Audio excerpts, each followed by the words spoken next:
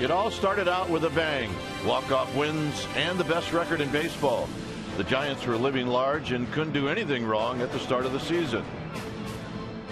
Then everything went south and started spinning out of control. But they turned it around and ended up with a wild card spot. It was a different way to get there, but the goal remains the same. Add another trophy to the case and end it with a parade down Market Street. The postseason is next.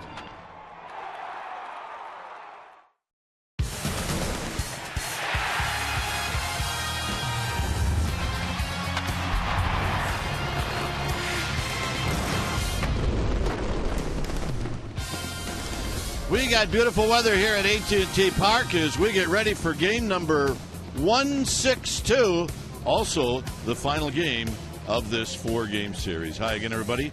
I'm Dwayne Kuiper. Alongside me is Mike Krukow. Well, look, the Giants have won 2 of the 3 games in this series. They like to finish on a high note. They got all the regulars in there today, and I think today is a day to get ready and start thinking about Wednesday. Well, they are definitely thinking about Wednesday, but they have one more on the schedule, and I think they owe it to Chris Heston, who's making his first big league start, to go out there and play good baseball, which they intend to do, to keep that good vibe going as they get closer to Wednesday. And from Heston's perspective, here's a guy that was a leader in just about all the pitching categories in the Pacific Coast League. He has definitely earned this start, and we will watch him closely. Go Chris Heston. All right, should be fun today here at AT&T Park as we wrap up this season. When we come back, we will have the lineups and the first pitch of this game right after these messages.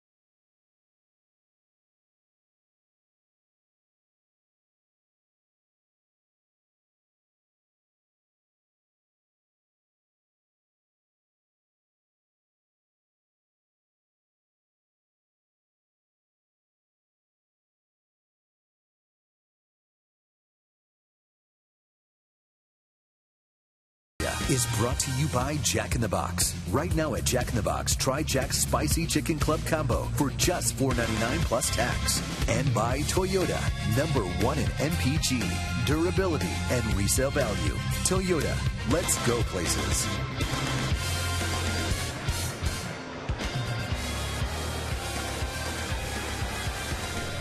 Giants are taking the field behind Chris Heston as he leads them out. An absolutely gorgeous day here at AT&T. The final game of the everyday regular season. Game time weather presented by Santa Cruz Beach Boardwalk.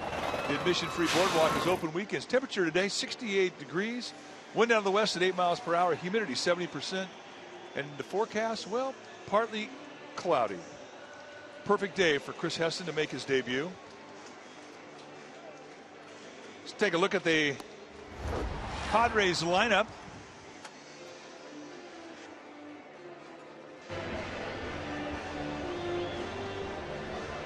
I got it, and it'll go like this.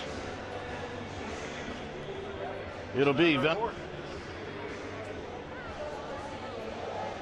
to be Will Venable going to lead things off for the Padres. He'll be in right field. Corey Spangenberg going to be playing third base, batting second. Jed Jerko in the 3-hole, playing second base. Yes, Monty Grandal at first. Seth Smith in left field. Rene Rivera will be hitting 6, and he'll do the catching. He has torched the Giants. Alexi Amaristo will bat 7th. He'll be the shortstop. Cameron Maben will be the center fielder in the 8th spot. Robbie Erlin will be on the hill. And that's your starting lineup for the Padres. On the hill today for the Giants will be the right-hander Chris Heston. For Heston making his debut as a starter. This is what he did to earn this distinction in 28 games in Fresno. He's 12-9 with a 3.38 ERA. 125 strikeouts against 51 walks. I like the number of hits. 152 and 173 innings. He's got a low 90s fastball. He'll 2-seam and 4-seam the fastball. Got a great curveball. 2 types of breaking ball. He'll also throw a slider and a changeup. Heston, 26 years old, from Palm Bay, Florida. He was the Giants' 12th round selection, the 2009 free agent draft. And he went to East Carolina University, a great baseball program. So today he takes the hill and he's going to try and make them all proud. Take a look at the Padres, or the Giants defense rather, against the Padres. It'll be Ishikawa, Blanco, and Pence. Crawford and Sandoval, they'll be on the left side of the infield. Panic and Bell will be on the right side. Buster Posey, he'll be in the squad, putting down the signs. So here's Venable, as he will lead things off. Venable, Spangenberg, Jerko.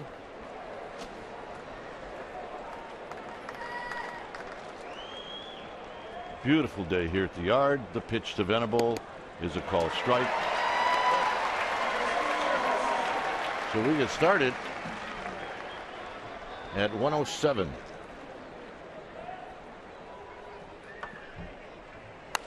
Venable bounces this one. Belt's going to recover and decides not to throw. So this game gets started on what may be an error, it may be an infield hit. I'm changing pencils right now. Well, it's going to be a base hit. A tough call, too. Ball off the glove. You like to see the first hit of the game be clean. And it's not really that clean of a hit. But nevertheless, we'll see Heston out of the stretch for the first time.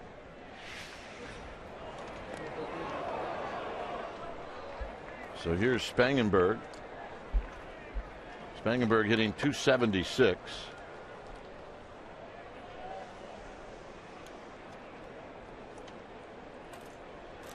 Giants will take away the bunt from Spangenberg. He's very fast.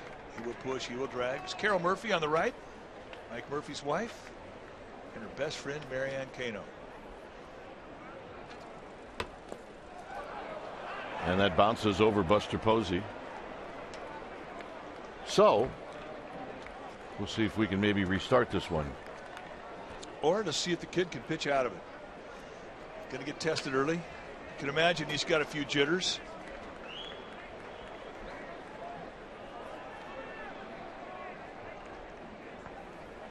It's hard to believe. I mean, it's the 162nd game of the year. There's not a whole lot of adrenaline out there except for one guy, and that's Chris Heston.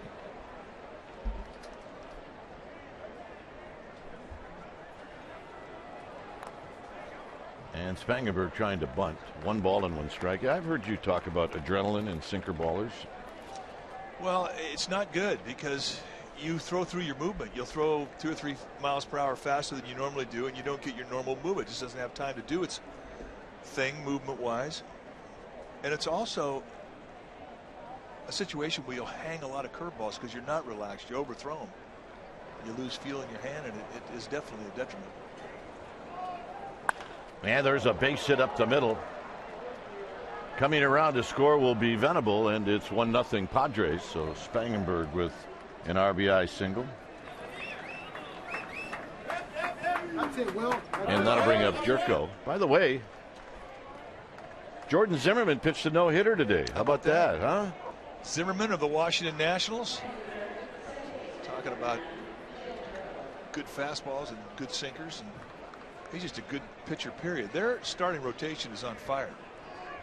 The last, since I think the 13th of September, the starting rotation is 13-0 now. Well, they have no idea what they're in for on Friday. We hope to get Is that there. kind of a homer thing to say? It's all right. You have to be positive.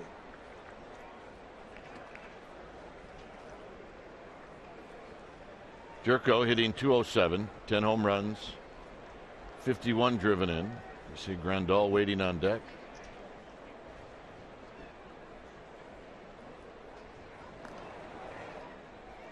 Spangenberg's got 4 steals. He's been thrown out twice.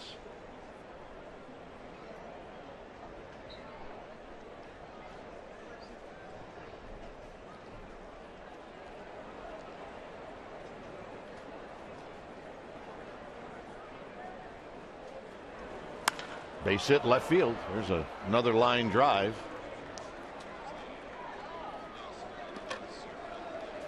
Talked about the no-hitter by Zimmerman. This was the last out.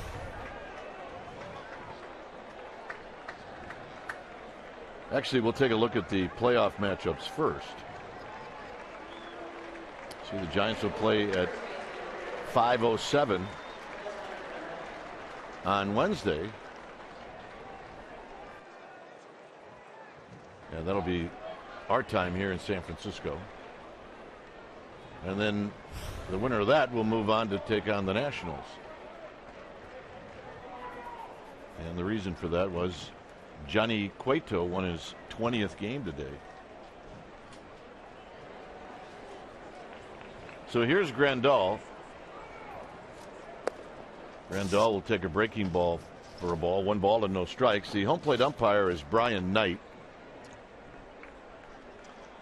Well, Brian Knight's got a good strike zone for a young pitcher, especially a guy like Heston who likes to pitch down the strike zone. Brian Knight, a low ball umpire. He's got width on both sides of the plate. A little wider against right-handed hitters than lefties, but he definitely looks for strikes.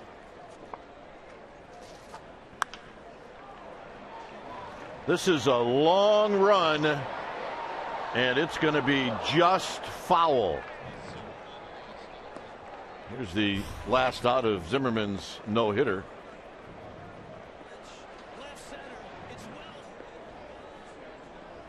How about that?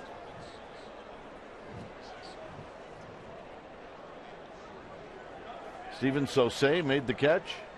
Tell you what, that's a heck of a way to end a no-hitter. It has been that kind of year for the Nationals. I think they're mobbing the wrong guy. They should go mob the left fielder. That's one of the best last outs of a no-hitter I've ever seen.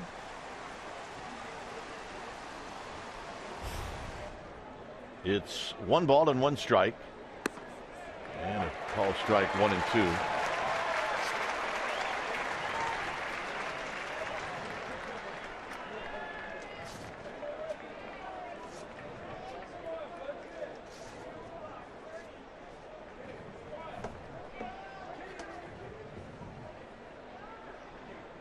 Heston looks to second.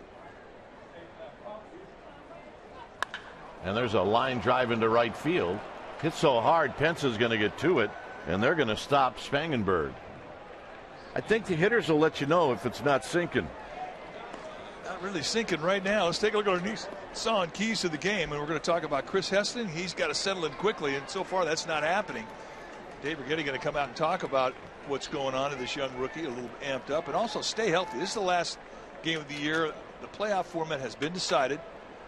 So from the Giants' perspective, it's kind of like the last day of spring training. Don't get hurt. Stay healthy. And those are our Nissan keys to the game.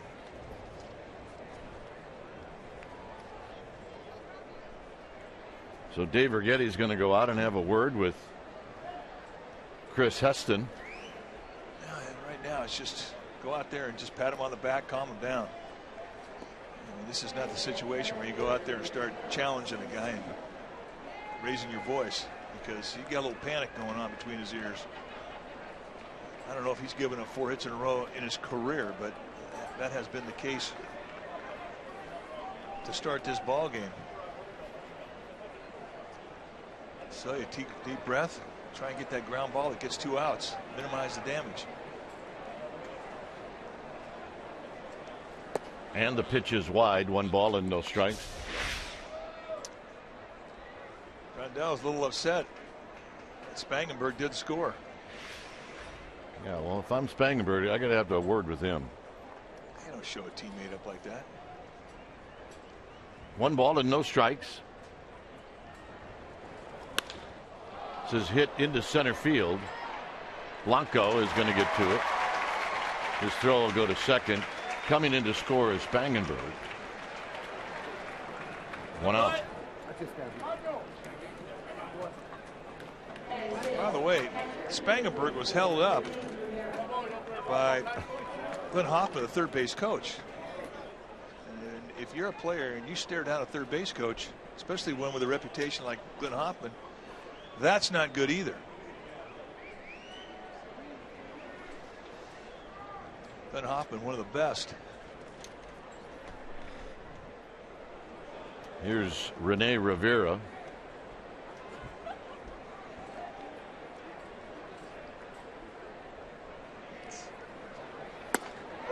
Look out. Wow.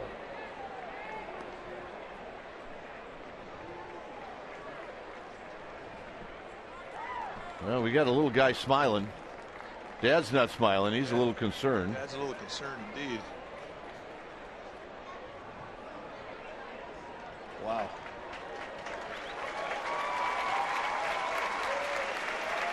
Okay, we're good. We got 2 thumbs up.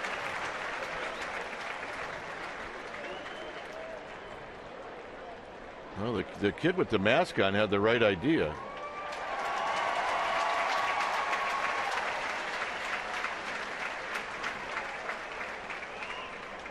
Well, that's a tough kid right there. Yeah, he's got the glove. Now he's got a bat. All he needs is a ball. Hey, give him a helmet. He's got a great smile. There's no doubt about that. Here it's 0-1 to Rene Rivera.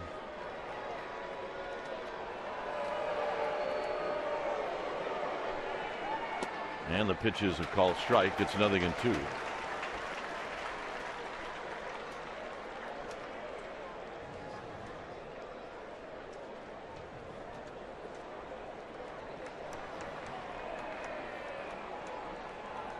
At second is Jerko. Grandal is at first.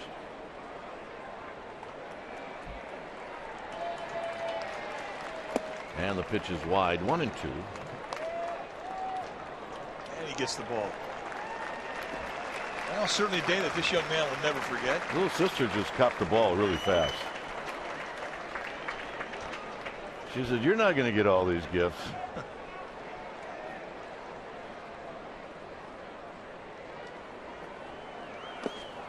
Buster Posey's going to knock it down. A nice play. It is a nice play. It's important to keep that force in order when you got a guy out there in the mound that can get ground balls. Let's take a look at our Toyota Exmo as Posey goes down and keeps us out in front. It's brought to you by your local Toyota dealer.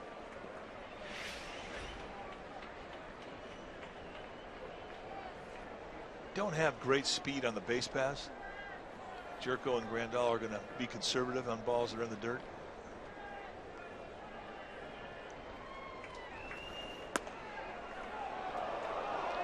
Tried to wrap around that outside corner, and he did not miss by much. Good pitch.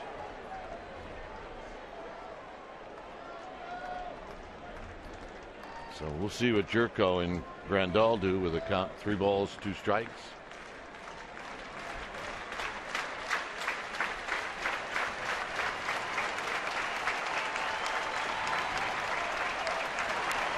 Curveball, got him.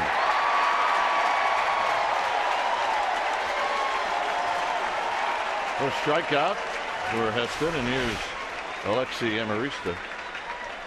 It's kind of a hanging breaking ball. It just sort of backed up on that inside corner. And we saw his breaking ball in his first start out her first appearance when he came out of the bullpen, and it was a big snap. So you can see by that pitch and the lack of performance that you can tell he's pretty amped up still. It's about an inning for that adrenaline to wear off. But hey, it got a strikeout. Amarista with a swing and a miss. No balls and one strike.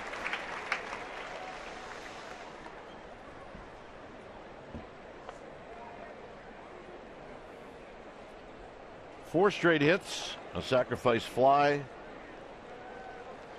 and a strikeout.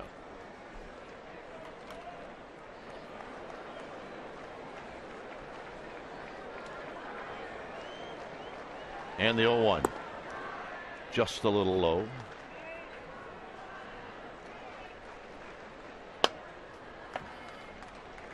One ball and one strike. Game 162 on the schedule.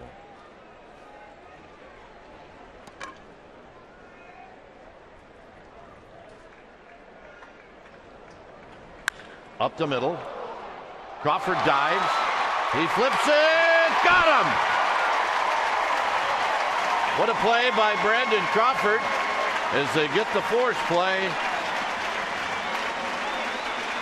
And that play just keeps it a 2-run deficit, and it gets Heston off the mound.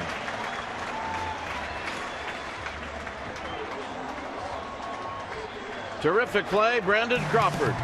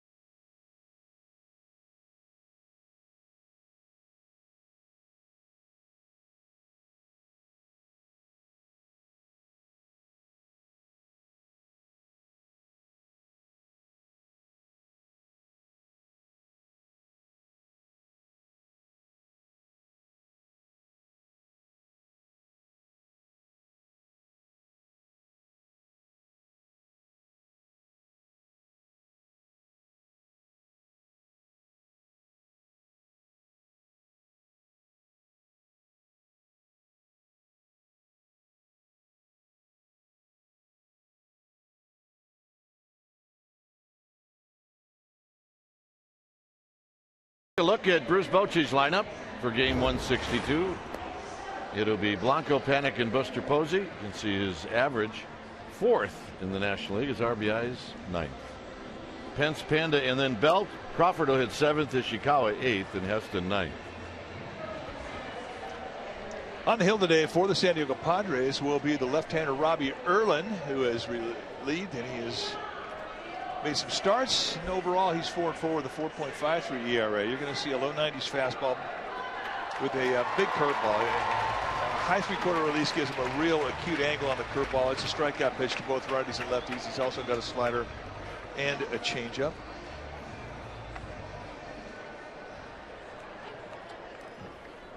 We need some new bling. Yeah, that'd be nice. I'm tired of my 2 rings. Not. Here's Blanco. Blanco looks at a strike. Robbie Erlin, a local kid out of Santa Cruz, went to Scotts Valley High School, went to Cal Poly San Luis Obispo. He's a Mustang. And there's a rocket into right field for a base hit. A lot of line drives in this game already. Good day to hit. Let's take a look at that Padres defense that's playing behind Robbie Erlin. Starting in the outfield from left to right, it'll be Smith, Maven, and Venable. Amarista and Spangenberg on left side of the infield. Jerko and Grandal on the right side. Rene Rivera. He'll be in the squad, putting down the signs.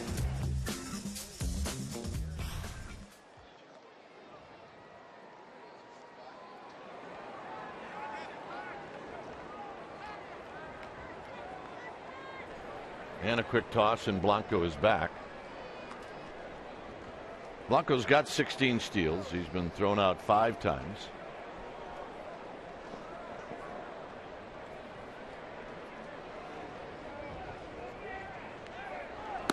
And a breaking ball for a strike to young Joe Panik. 2 for 5 on Thursday, 1 for 4 on Friday.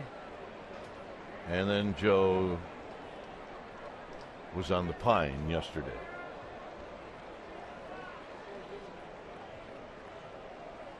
Swing and a miss. 0-2. Good changeup. Erlin, 23 years old. Not particularly tall for a pitcher. He's 6 feet, 190 pounder. Stocky build.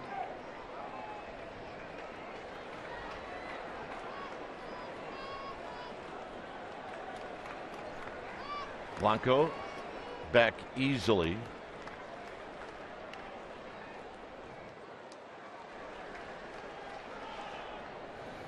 Erlin, a former 3rd round pick by the Texas Rangers, came over to the Padres in the Mike Adams trade that sent reliever Mike Adams to Texas. Oh, that was a big deal at the time. It was.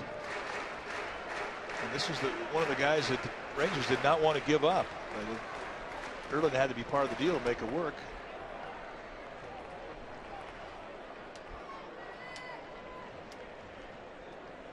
Blanco goes, swinging a tapper to Amarista. And Panik is thrown out. Blanco had a great jump. Well, he did. It's one of those where you hope Panik doesn't swing at it if it's not a strike. Now, whatever he knew to look for to get a good jump, it was the right thing to look for, because his jump was about 3 steps into his attempt to steal before Erlin released the ball, and that's big. Here's Buster Posey hitting at .310, 21 home runs, 87 driven in. And he hits one high. He hits it deep. It is out of here. And this game is tied. Amazing what happens to a guy when he gets a couple days off this late in the season.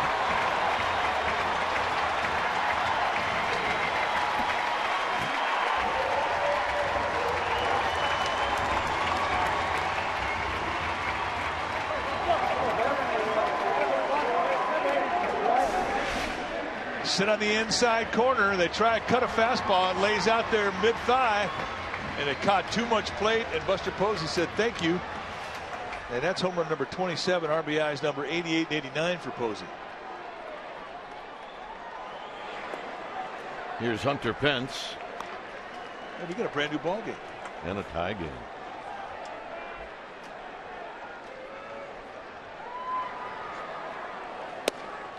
Strike to Hunter Pence. There's the view that folks had from the seats down the right field line. Outside to Hunter Pence.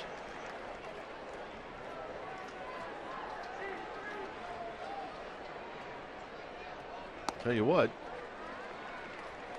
Robbie Erlin, if you got things to say between pitches, you better say them quickly. He gets ready and he comes at you quick. Hit on the ground to Amarista. All right, let's check in with Amy G. Amy. Hey guys, it is Fan Appreciation Day here on this final game of the regular season for the Giants. They'll be giving away prizes all throughout the game, including a car that will be given away. It was another sellout season, and the Giants have the longest sellout home streak in the National League. I'd like to take just a minute on behalf of our broadcast to thank all the fans. They are awesome, and they make our job a lot more fun, guys. Yes, they do. Here's the Panda. Sandoval at 278. First pitch swinging, and he pops it out of play.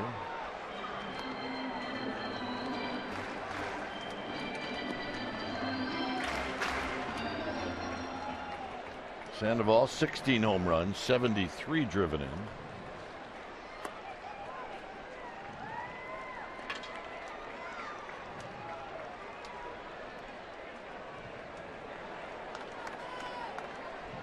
Belt to follow. Swing and a miss, 1-2.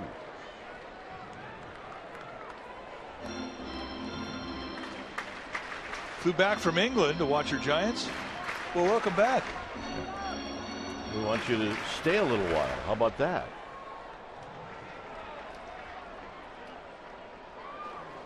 Sandoval on the ground. It'll be Spangenberg cutting in front of Amarista, and that's going to end the inning. Buster Posey hits home run number 22 on the season, and it's bye-bye baby.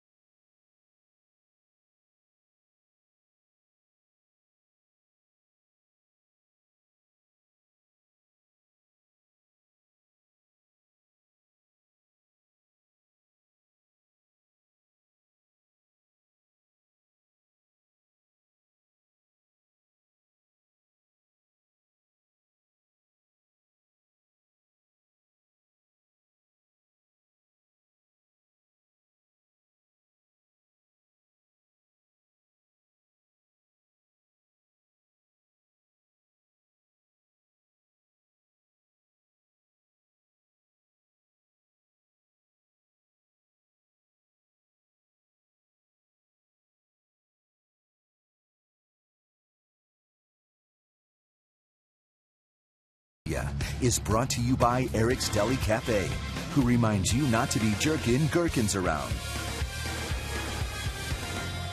It's a 2-2 ball game here in the second inning. Well, Giants fans, the next time you're looking to pick up great seats to the game, head to StubHub, where you can earn 2% back in fan rewards on every purchase, including Giants tickets. Plus, with all-in pricing, there are no surprise fees at checkout. StubHub, your ticket upgrades and more. Here's Maben, and then the pitcher Erlin, and then Will Venable.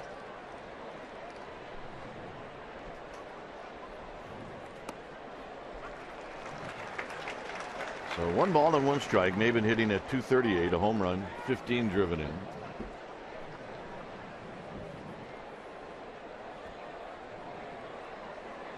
And in the dirt, 2 balls and 1 strike. See, Heston's not a really easy pickup if you're in that batter's box, especially from the right side. Heston has a little crossover step, and like I said, a little sling to his delivery. It's a little funky. And big time sink. When he settles in and he starts to have some of that adrenaline wear off, you'll start to see more ground balls.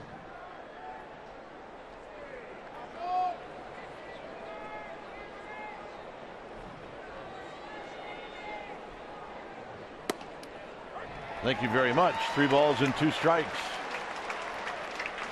That's what I'm talking about. Yeah, and that's why Brian Knight's a good pitcher's umpire. I mean, he will look for strikes, especially behind in the count. Game 162. Let's go. People didn't come here to see walks. That's exactly right. 3 balls and 2 strikes. If you're Maben, you got to be happy you called that a strike. You get to swing the bat here. Or you get called out. No, that's a rough at bat. 3-2 is a lot better than 3-1. All right, time now for our Togo's Big Play, the Togo's Way. We're looking at some of the highlights of this season. We go back to August 27th against the Rockies, and that's when Buster Posey steps up against Juan Nicasio and unloads a home run and a walk-off. His second in his career. And that's our Togo's Big Play, the Togo's Way. Yeah. It's about the time he was smoking hot. Here's Erlin. Erlin takes a strike. Starting to see a little more command of that sinker now from Heston. For Chris Heston, you're just like throwing that ball in that same spot all the time. This was the strikeout pitch. Well, that's a pretty good pitch right here. That's 3-2 right in the outside corner. I mean, it's 50-50. It goes both ways. Slowly hit to Panic. Erlin's retired. And here's Max and Molly's kid.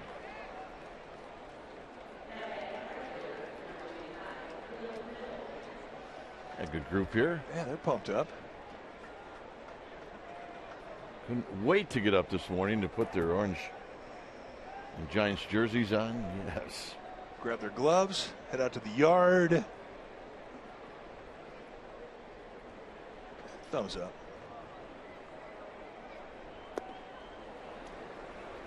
Venable opened up the game with a hit off the glove of Brandon Belt.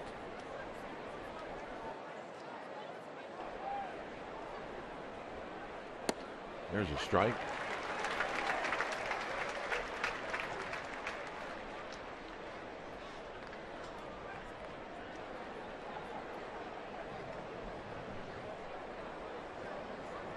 Up the middle. Crawford. And that'll end the inning. A nice bounce back for Heston. Belt, Crawford, Ishikawa coming up.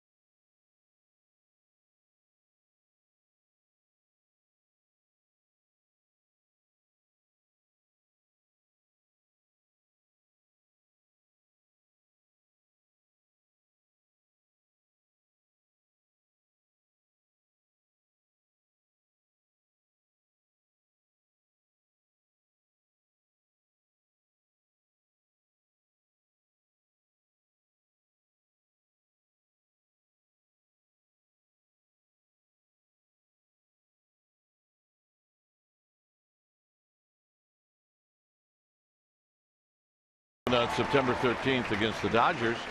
This was a moment that had never happened before in the history of the game. Bruce Bochy brings in his son Brett from the bullpen, and they became the 9th father and son manager-player combo in the majors, and the first to appear as a pitcher. Very cool.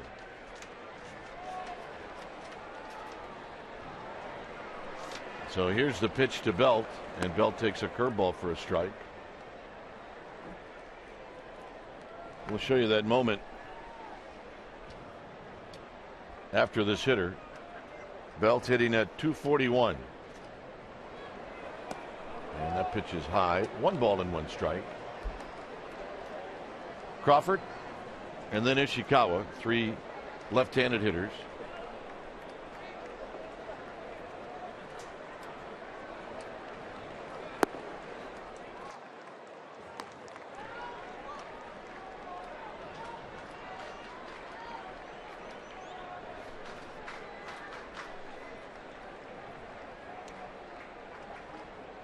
Erlin deals the 2-1 pitch, and Belt takes outside, 3-1. You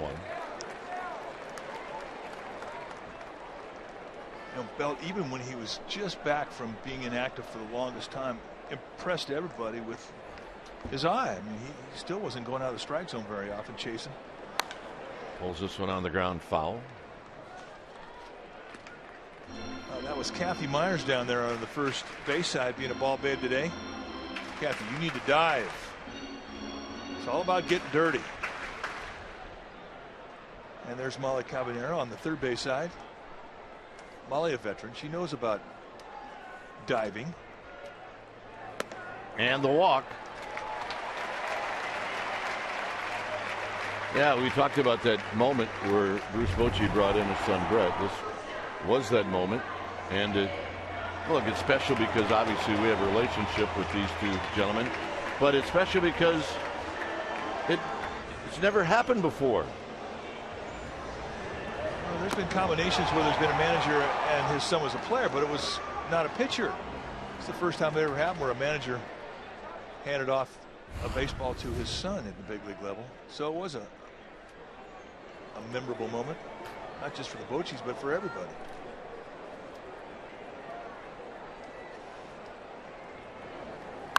Crawford with a line drive. That'll be a base hit. So a walk and a single, and here's Ishikawa.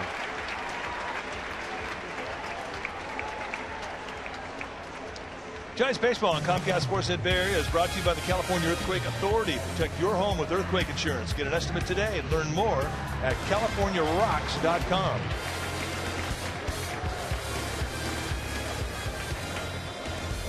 Here's Ishikawa.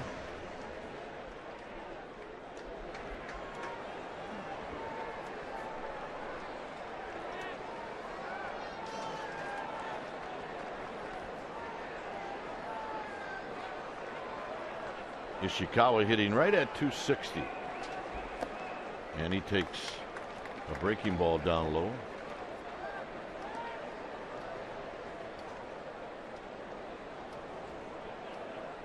Belt at second, Crawford at first. We're in the second inning.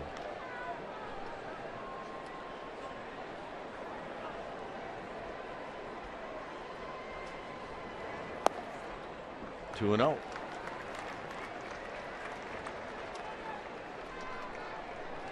Buster Posey, if you just joined us, knocked one out of the park in the first inning.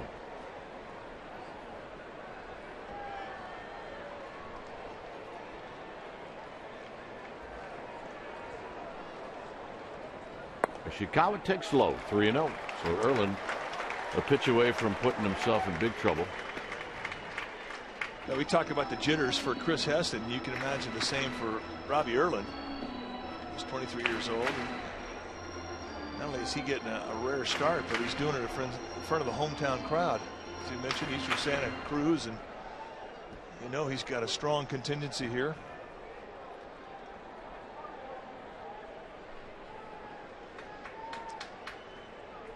A large ticket request, I would imagine. Strike to Ishikawa, 3-1. Yeah, I would think so. Yeah, I mean, it would be a little odd if he went to his family and friends and say, hey, look, you guys want some tickets for the game on Sunday? And the answer was, no, we're going to watch the Niners. Yeah. Well, hey, come on. That could happen. It's 3-2.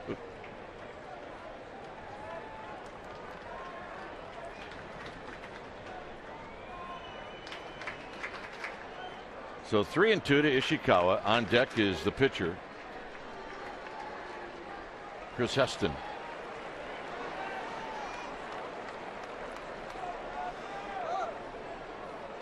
And the walk. So good at bat for Ishikawa. All right, let's check in with Amy G. Amy? All right, guys, it's been a super fun contest all season long. That's our fan photo contest. It's sponsored by AT&T. Fans have been hashtagging CSNBA fan photo on Twitter all season, and the final winner on this final game is Miss Dana Olivieri from Santa Cruz. She's hanging with none other than Will Clark. She fulfilled a girlhood dream. It was the thrill of her life. Way to go, Dana, guys. I think Will has provided that to a lot of people. They don't call him the thrill for nothing. Come on.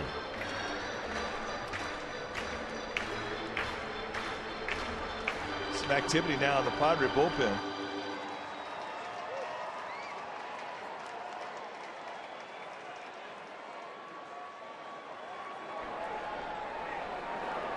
Heston a swing and a miss. We're going to find out if Chris Heston can swing the bat a little bit. Well, that's a pretty good hack right there.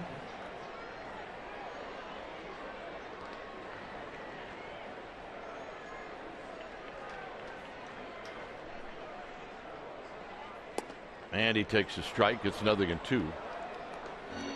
It's kind of a hard start for both Heston and Erlin in that they've been sitting down for most of this month. They haven't had a chance to get out there a whole bunch.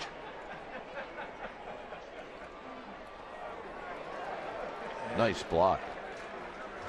In this sport, I mean, the old saying is you take a day off, that's okay. You take 2 days off, you start to see it. You take 3 days off, the fans in the stands start to see it. So rust can come on you quickly. And now you throw adrenaline on top of rust, and it can be a rough start. And one thing Bud Black is not going to do with Robbie Erlin is go out and let him have something that he's going to think about all winter long. Hey, he's got a pretty good swing. He fouls it out of play.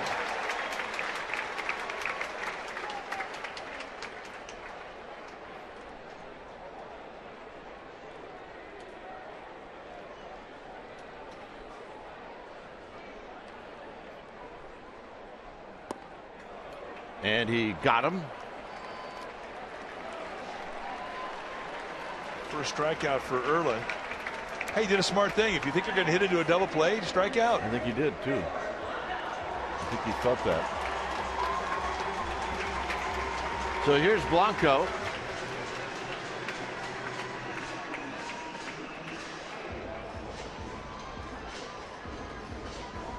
Blanco opened up the bottom of the first with a line drive over the head of Jed Jerko.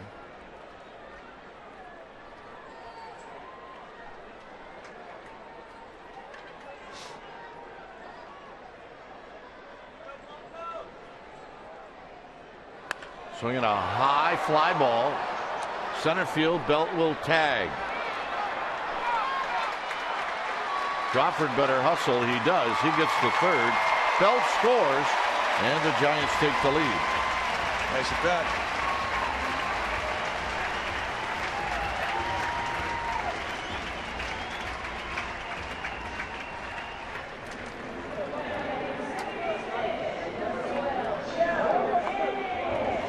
So here's Panic now with 2 outs and runners at the corner.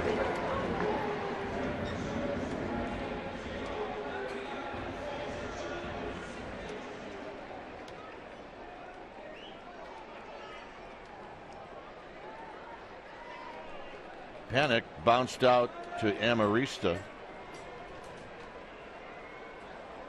in the first inning. On the ground, base hit. Crawford scores. Ishikawa moves to third, and Joe Panic not wasting any time. He goes after that first pitch, and it's 4-2. It's a little cutter that Erlin's going to try and steal strike one with. And it lays right out there middle in at the belt. And as we've learned from watching Joe Panic, I mean, he's a good mistake hitter. And that's going to be it for Erlin.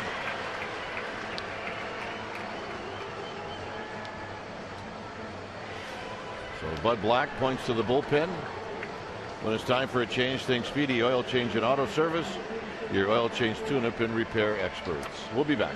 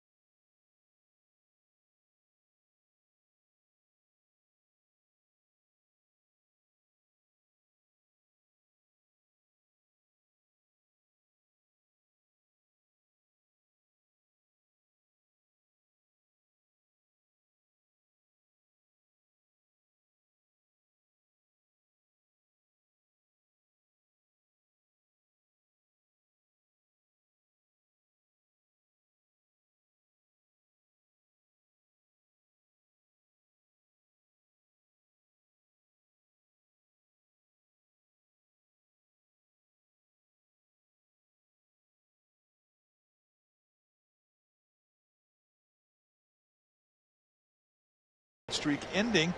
So the only reason I go out there to play every day is to get into the playoffs and to win a World Series.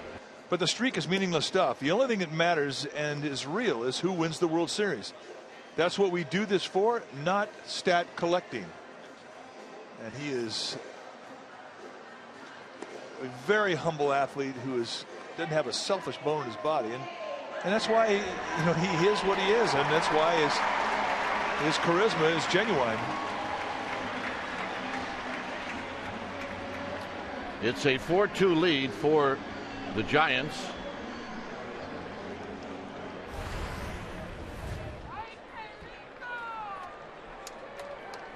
Tim Stauffer, the new pitcher now for the Padres, 44th time he's come in, 6-2 with a 3.48 ERA. Stauffer, a former starter, he gives you pitches you would see from a starter. Low 90s fastball, he'll sink, he'll cut it, curveball, slider, changeup, go get him. Facing Buster Posey. Buster lifetime 5 for 13. He's got a double and a home run against Stauffer.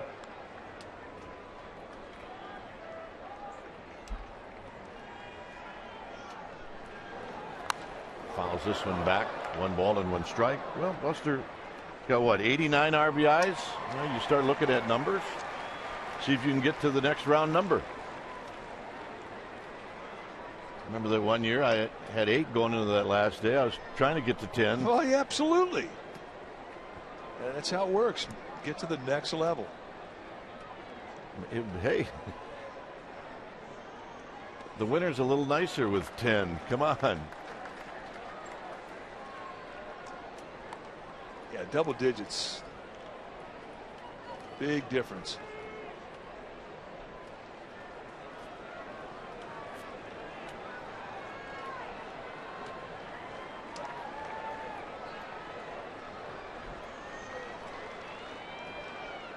Two balls and a strike. Out of play, 2-2. This is what Buster Posey's home run looked like, and then we're going to check out to see where it landed. Now this was home run number 22 going out. He got a mistake to location from Robbie Erlin and quickly tied the score.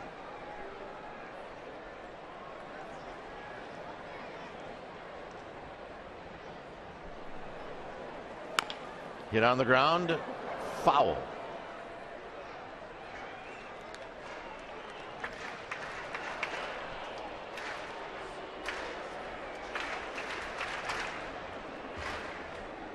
Giants with 4 runs in this game, all charged to Robbie Erlin.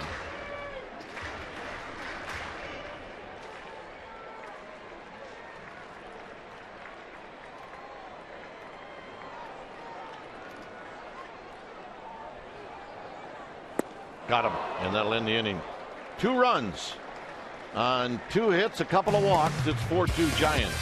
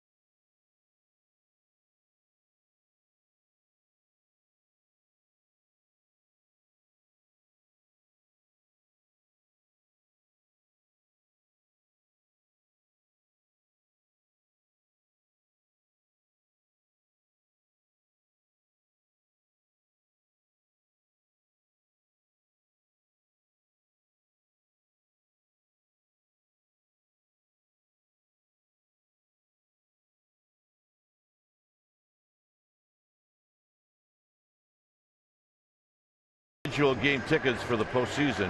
Register at sfgiants.com/tickets for a special opportunity to purchase tickets to possible postseason play at AT&T Park. Again, that's sfgiants.com/tickets. And remember, you have to register. It's a 4-2 lead for the Giants. Our boss is here, so we have to be on our best behavior. Mr. Larry Baer is here. Welcome, Larry. Hi, Dwayne. Hi, Mike. Yeah, we know you guys always goofing off, right? Well, we've been known to do that from time to time, but we try to take this job very seriously. We're professionals. Game 162, and you still have your fastball. High-velocity fastballs. You both have. Sure. For sure. Still. Here's Heston to Spangenberg. Well, Look, it's a little different. Last year, a meaningless game at the end. This year, a meaningless game. However, a little bit of different attitude around the ballpark with this one. Well, we're very proud of what's happened here this year, given everything. As we have a team that's been fighting.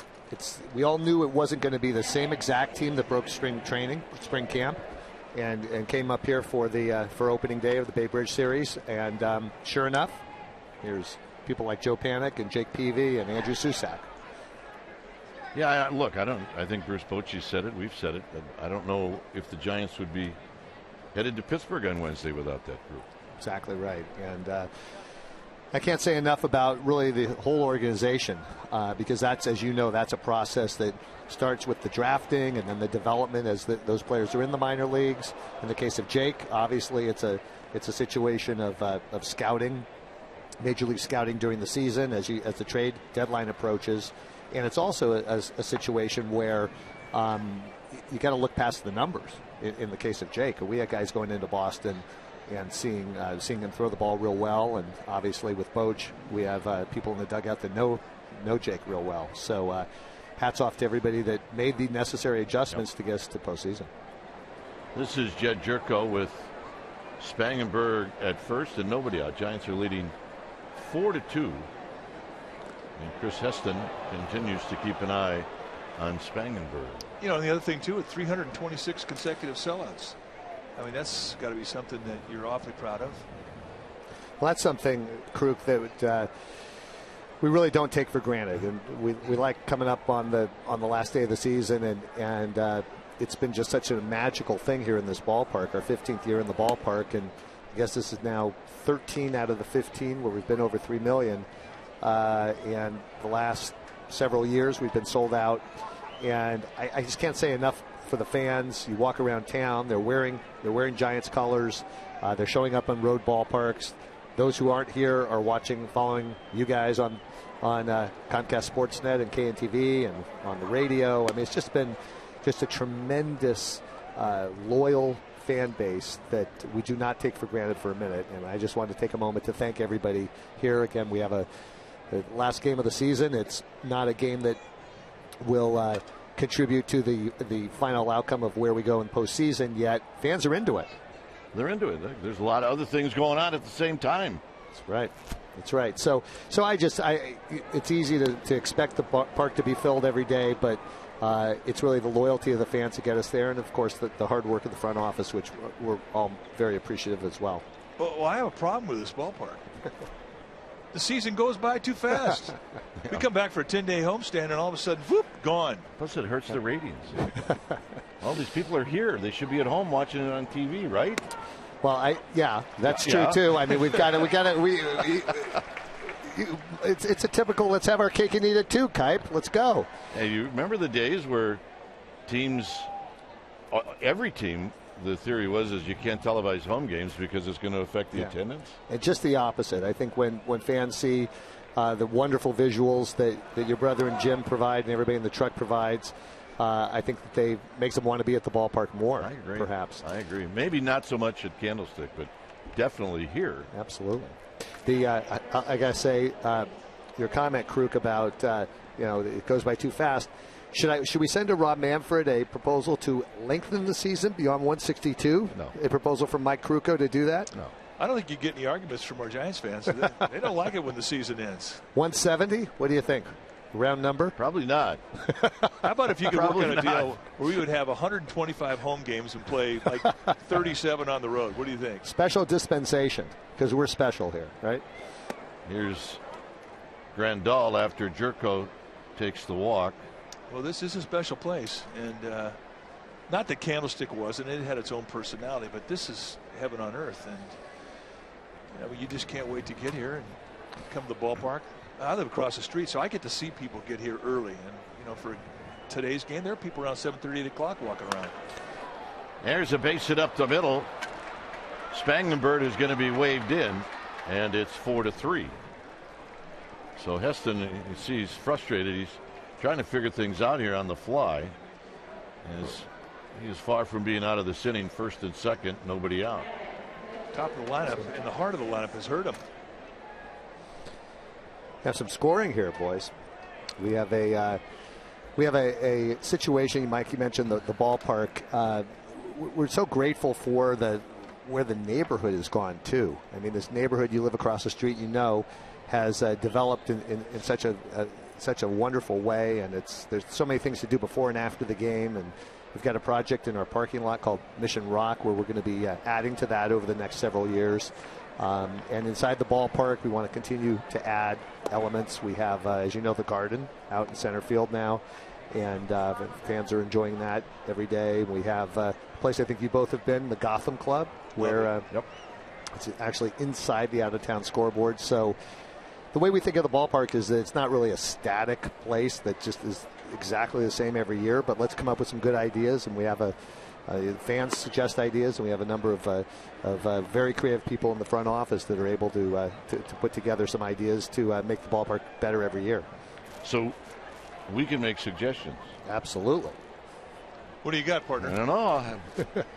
We have a long flight to Pittsburgh. You and I might be able to write a few things down. How about a Ghirardelli chocolate ice cream sundae stand right behind the broadcast booth? That, margaritas, maybe? Yeah, we're very blessed with having an environment down here that's really conducive. Panic to Crawford to Belt. Got him. And Heston needed that one. Well, such is the life of a sinker baller. I mean, you're just one ground ball away from minimizing damage in an inning. And it is indeed the pitcher's best friend. And let's take a look at how they turn it. Took a while for Panic to get the ball. I mean, the ball just hit that sharply. I didn't think they were going to be able to turn it, but a nice quick release. And if you can get it in the hands of Crawford with that cannon of his, he can always shoot somebody down there. You see, they just do get Seth Smith on the back end. Yeah, Buddy Black came out, but he looked into the dugout, and Dave Roberts gave him the thumbs down. So here's Rene Rivera with 2 outs and the tying run at third. We're with Mr. Larry Baer. He's usually down in his seats, kind enough to come up. Well, I got a memo that there was going to be a bat flying our way, so I decided to come up here. I saw that. How about that? Thankfully, nobody was hurt. It hit a seat. Seat might have been hurt, but that was about it. Yeah, that was as good a bat flip by the guy now at the plate who flipped it. It's no balls in one strike. And I was looking at the lineup today when it was first posted, and I have no idea if this will be the case or not, but it just sort of in my mind, look at the 8 guys, the position players, that may be what we see in Pittsburgh on Wednesday. I think there's a possibility of that. Well, I agree with you. It's probably why they're all out there today. Stay sharp. Wide to Rivera, 1 ball and 1 strike. But it is very hard at this point with the season determined, and everybody knows where they're going to be going here in a couple days. It's hard to keep your focus in this game when you're starting to think about Wednesday when you're going to tee it up against the Pirates. It's a 1-game series. It's a do or die, one guy's going home type of deal, and they're thinking about it now. I think Boch wants to, it's a real blend, right? You want to keep the rhythm going and get the guys the at-bats and keep them going because they're not going to be playing for 2 days before Wednesday. On the other hand, you want to get guys, get them out when you can. We'll see what he does. He may play them all 9 innings. I don't know. But you want to win the game. And you want to win the game. Coming out of it strongly is look at how the Nationals are heading into the playoffs with the no-hitter. So you want to come out of this with a positive vibe. Good pitch by Heston right on the outside corner. So just a big thank you to Giants fans everywhere, at the ballpark, on television, on radio. A lot of fans, it's interesting. You were talking about Kruk. A lot of them come down even if they don't have a ticket to the game, or they can't be here for 3 hours. They'll come down before the game and hang out at one of the places around here, public house, and enjoy the environment, which is very cool. And that's a foul that got Buster Posey on the foot. It never ceases to amaze me, and the attitude is just off the charts, whether it be the first day of the season or the last day of the season. To see where on the foot that it got Buster Posey, I think it was a knee, right on the left knee. A little stinger. And that was a direct hit, ball bouncing back the other way, and people say, wait a second, he's got shin guards on. How can that hurt? It hurts. On the knee, on the kneecap, it hurts. 2 balls and 2 strikes to Rene Rivera. Very tough out for the Giants this year.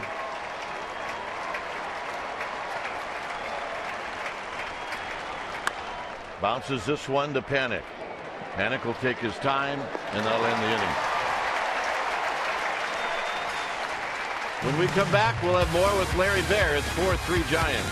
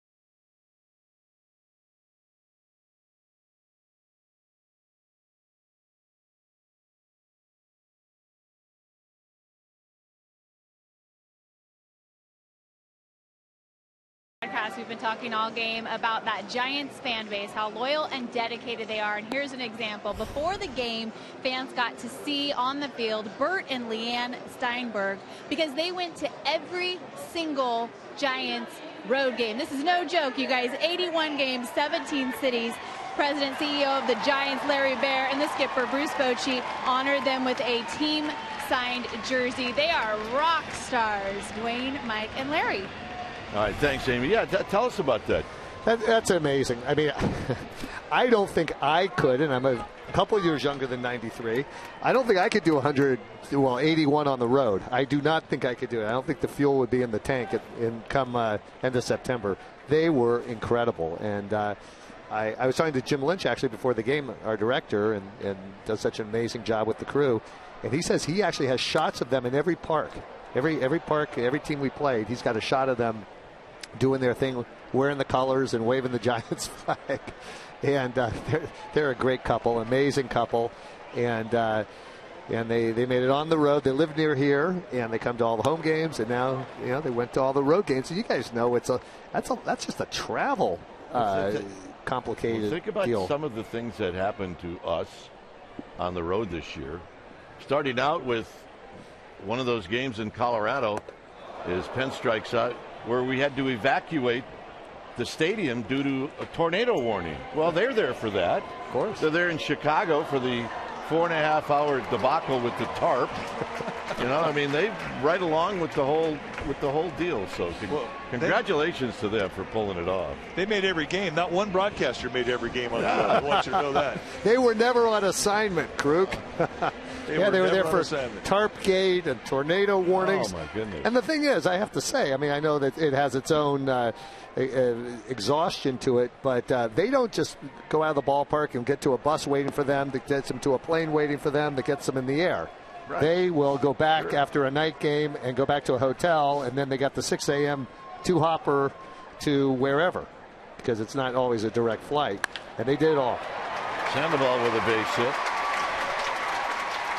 Well, we should tell you that we first met them when we got on the elevator in Pittsburgh in the ballpark. And they introduced themselves, and Mr. Steinberg gave us his card and explained what he was doing. And that was pretty early in the season. So from that point on, we kept an eye on them. Well, what makes it great about them also, it's not like they put out a press release and they're looking for a bunch of attention around it, or to be celebrated at the end. That's why everybody wanted to celebrate them, quite frankly, is that you love, they're very self-effacing, and they're just Giants fans, authentic. It's a Giants perfect fans. example of if you don't want it, you're probably going to get it. All right. Last game of the season, first game of life. That's excellent. Hopefully he or she, I think he gets a certificate. We have certificates for first-time attendees. Absolutely. Hoping that little one got one up in the community clubhouse. Yep, he's got dimples on his knees. Gamer. That's right. He's checking you out, Kipe. They keep moving him around. He's about ready to launch, I think. His pitch is down low. 2 balls and 1 strike. They'll do that on you. Well, they try to fly, they'll launch. You'll know the look when it's about to happen, that's for sure. Oh, goodness. Yeah. Well, it's nice to see we're little ones. We see the older folks. It's the generational nature of the game never ceases to amaze. And all the Derek Jeter wonderful moments in the last 72 hours or so, I think emphasizes that, because we'll be telling our grandchildren about his last game and his last at bat and wonderful 20 years, and it all gets passed down. And I see that as we had Willie Mays here on Thursday taking a lap. This one is drilled out into right center field. And it is off the bottom of the wall, and the Panda's on the move. Here he comes. No! He drops anchor, and now Belt's got to get back, and he's got him. Sandoval stopped on his own, and consequently, I do believe Belt was reading Tim Flannery and not Sandoval, and I think Sandoval ran out of gas. Because he had him going. Yeah, it was not a mistake from Tim Flannery, who had waved Sandoval around. And once you do that as a third base coach, you then pick up the runner at second. And he gave the sign to Belt to come on over. And that's when the Panda put down the brakes and said, no, stop it. Well, maybe he stumbled a little bit, Mike, over the bag. Oh, you're right. Maybe he got a little biter in the back of the hamstring. Who knows? Crawford fouls it out of play. You can see the surprise of Belt, who gets hung out to dry. Well, you can also see Flannery waving Belt as well. One thing about Belt, though, when he's going back into second base in the situation, he has to slide. Here it's 0-2. Now, this is an opportunity here for an RBI, and Brandon Crawford sitting on 69. You talk about those big round numbers. He would love to get to 70. Great to see Brandon pick him up. The one piece here, and I'm sure Boch is focusing on this, is Belt's making some good contact. Oh, he's dialed. Which is important. Line drive right at Smith. That'll end the inning. Larry, thank you. Thanks, Mike, and thanks, Dwayne, and thank you to the Giants fans. Fantastic year. All right. Good stuff. We'll head to the 4th. The Giants hanging on 4-3.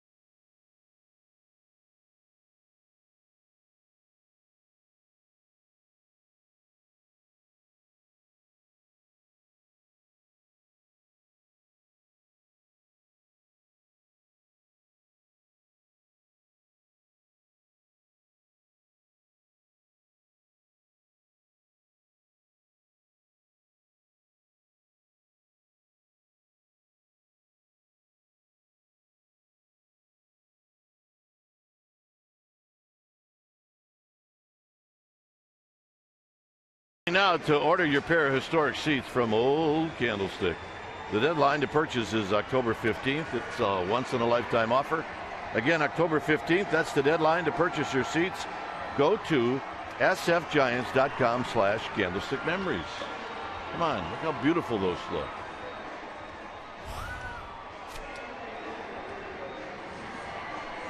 We do have some changes. We will slowly get them to you. Andrew Susak is now behind the dish.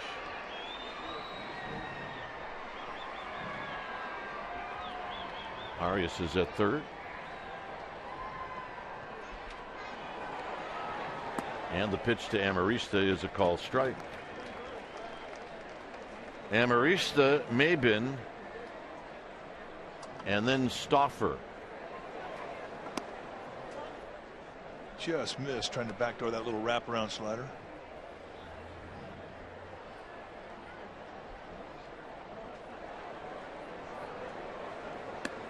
There's a strike, 1-2.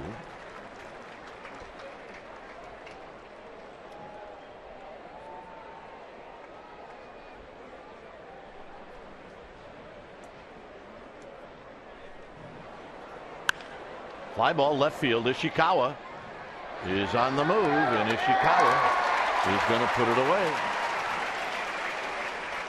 It's a nice jump.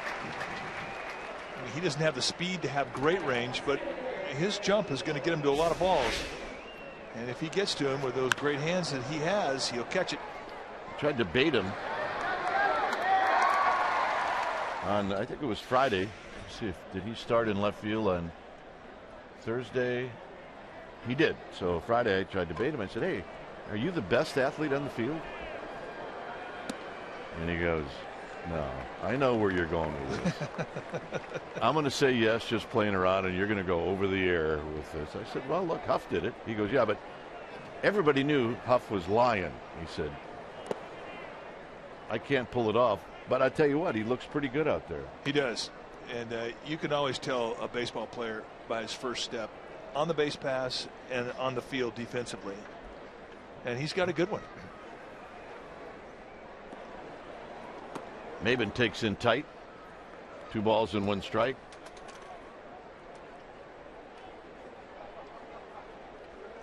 The only way you develop a good first step on defense and on the base pass is to play. And play when you were a kid. Because that's where you develop it. Baseball instinct, it only comes to you in one way: playing.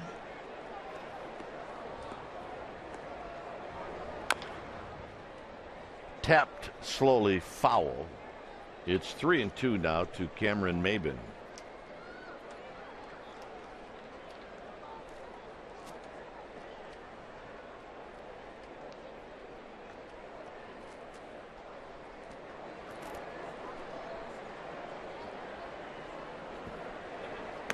Outside and a walk.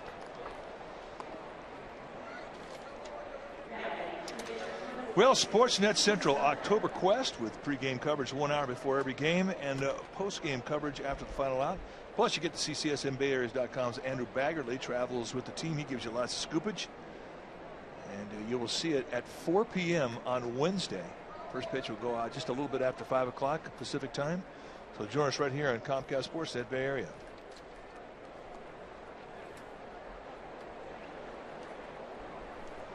You getting psyched up? I am psyched. Yeah, I'm starting to get real curious as to how this is all going to play out.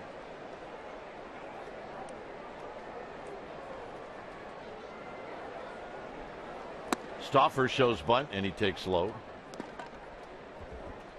This will be the matchup. You see Edison Volquez against Madison Bumgarner. Well, both guys have credentials, and that's what happens when you get into postseason. You start to see good pitching, and the only way you beat good pitching is to play good fundamental baseball, and that's been something that's been constant throughout the postseason themes forever. You do the little things, and if you do all the little things, you can win the big thing.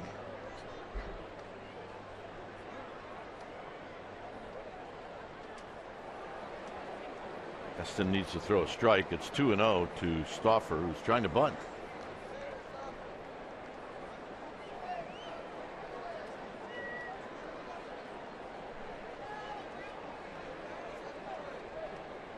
See if Stauffer squares around again. And it's a strike. 2-1.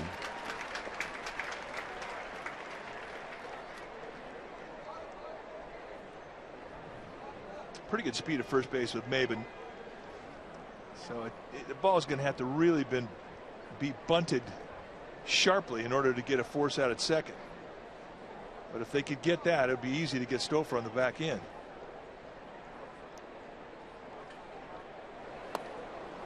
Three and one. You have to throw a strike.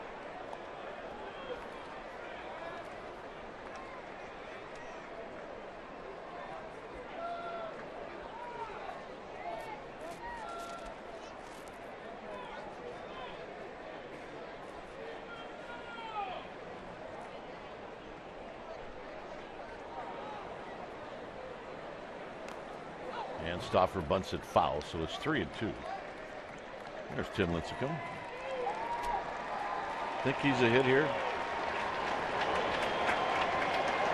I mean, he sticks his head out of the dugout. People start to cheer. They love him. Well, it was part of the plan to get him into the ball game today in a relief situation, which is what his role will be in the playoffs.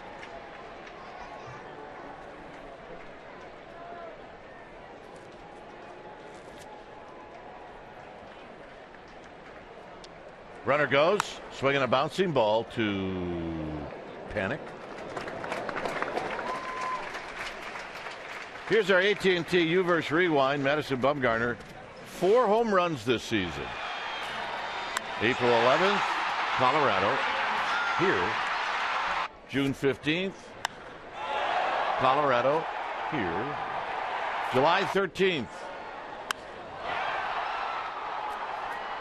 Here. And then this one at Dodger Stadium. Yes, the bum. In an 0-2 count. The last pitcher with 4 home runs, 15 RBIs with at least 18 wins, Ferguson Jenkins. How about that? He's a Hall of Famer.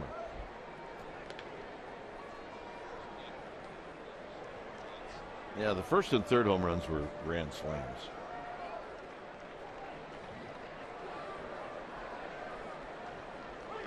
Do you think William's mom would be upset if I read her note she wrote to us?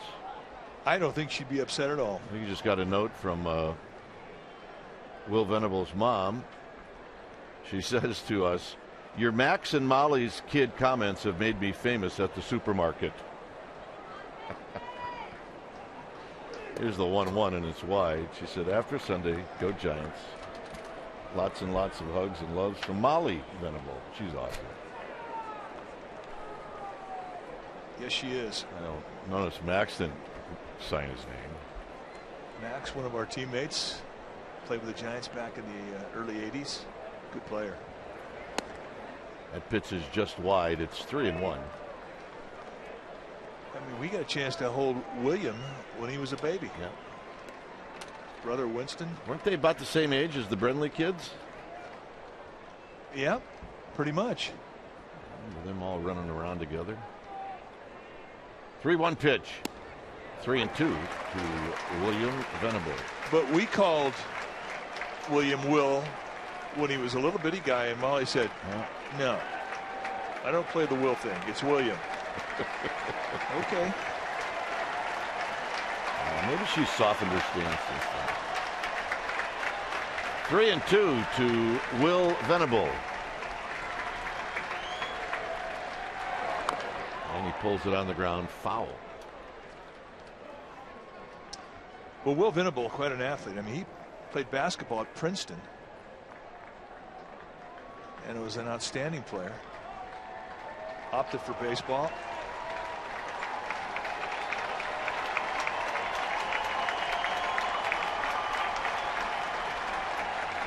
Three-two pitch. Here it is to Will Venable. Look out. Is that an ugly finder? That's a massive ugly finder. Michael Morse is just chilling over there. A nice Sunday morning, watching everybody, and then all of a sudden, he got about a 8 coffee cup jolt of caffeine. Look out! If it would have been a foot higher, he wouldn't have moved. He'd have got picked off like a Cupid doll.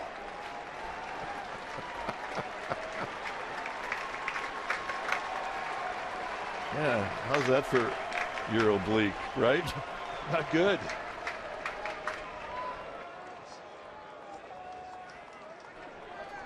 Three and two to William Venable.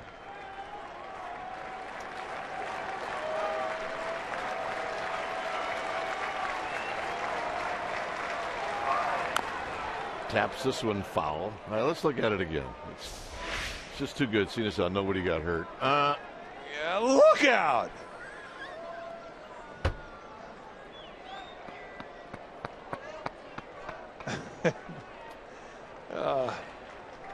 It's only good if everybody's okay. Yeah, that's exactly right.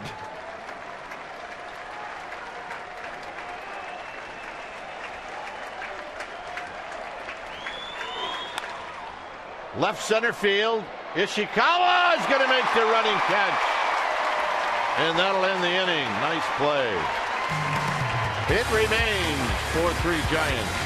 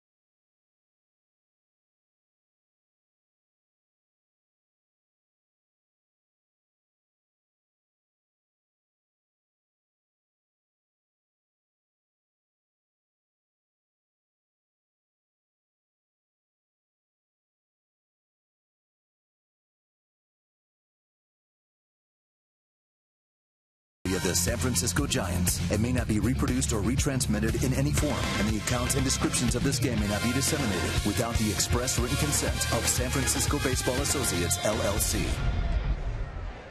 Well, get all your Bay Area sports information for wherever you are with the new CSNBayArea.com app. New CSNBayArea.com app is available right now on iTunes. I'm out of breath. Mark Grant comes in here for a minute, and I'm out of breath. It's a whirlwind. Mark Grant, who is a former teammate of ours, now the color analyst for the Padres television team. 100% out of breath as Ishikawa takes a strike. Well, he hasn't changed a lick. Plus, you can steer him in any direction you want to steer him in. He came in here to ask us a couple of questions, and we got him off on 3 different tangents, and he never did get to ask any questions. He never got an answer.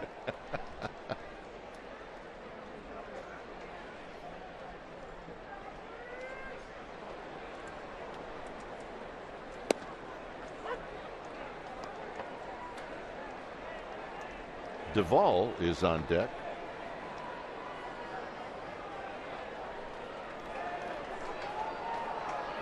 One-two to Ishikawa. 2-2. Oop, just missed.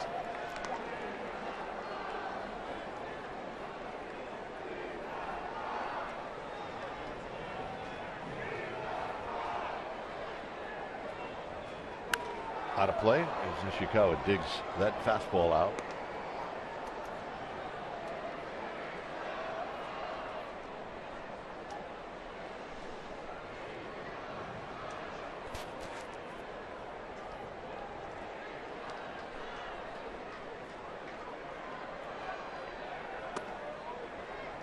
3-2 Nadia Ishikawa.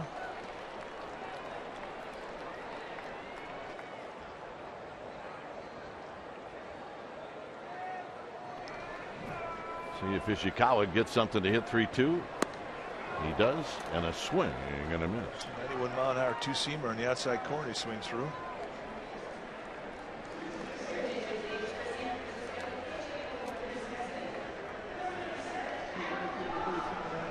So here's Duvall.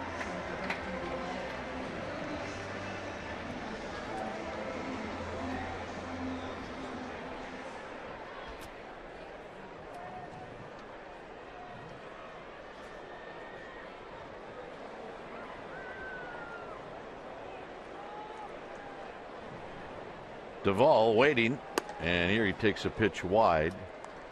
A couple of home runs for Duvall this year. He's hitting 181.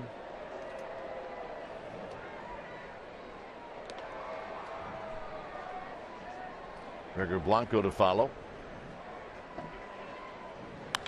High drive. Left field. It is out of here.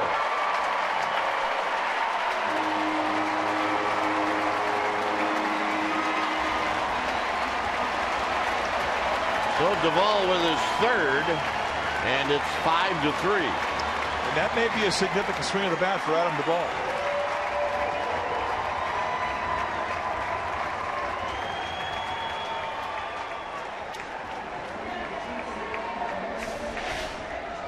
Take a look at it from our splash cam. Duvall, who has good power, gets one right in his wheelhouse, and he goes over halfway up. A little buggy whip, get that foot down, and now here comes the backside throw, and release the bat head through the ball. Well, that's a pretty good backside throw. There's a breaking ball for a strike. Well, you know, the one thing about a one-game playoff, you know, you're not going to set your roster like you normally would for a 5 or 7 game playoff, because you don't need to have 13 or 12 pitchers. You don't even need 10 really, which means you're going to have opportunity for bench players. And for Duvall, who has that kind of explosive power that you could bring off the bench, maybe turn a game around, it would be a consideration to take him.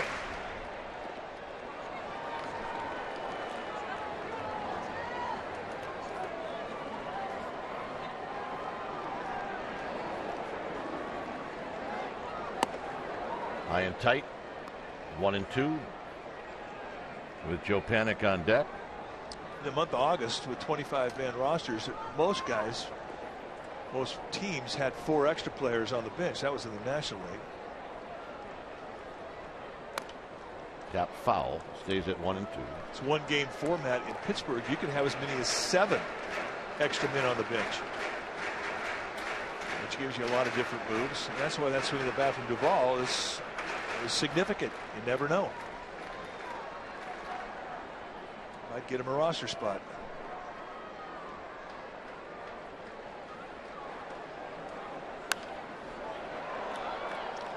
So Blanco putting on a pretty good at bat.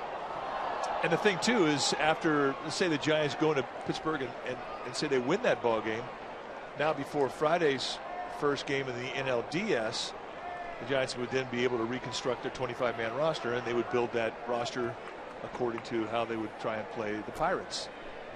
Then you would see a larger pitching staff. Line to left. It's going to hang up for Smith. 2 outs. And here's Panik.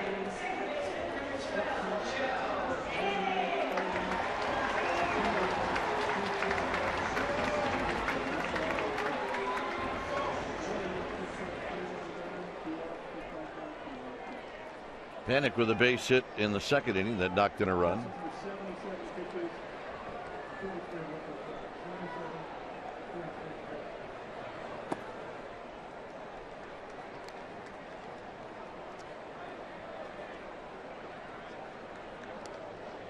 Andrew Susak on deck.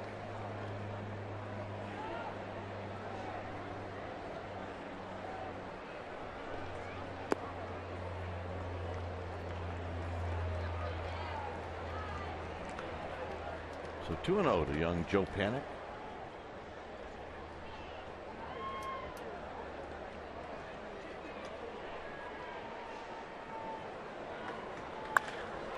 Center field, Maben drifting back, and he will put it away, and that'll end the inning. Giants on the board on the Duvall home run.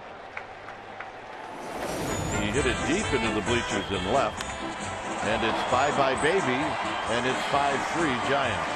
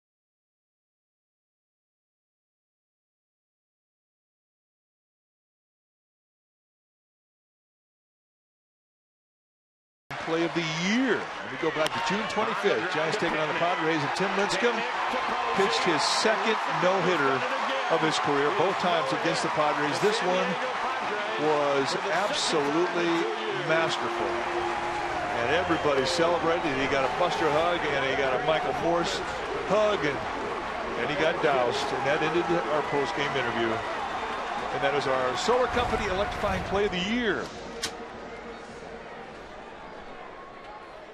When it's time for a change, think Speedy Oil Change and Auto Service, your oil change tune-up and repair experts.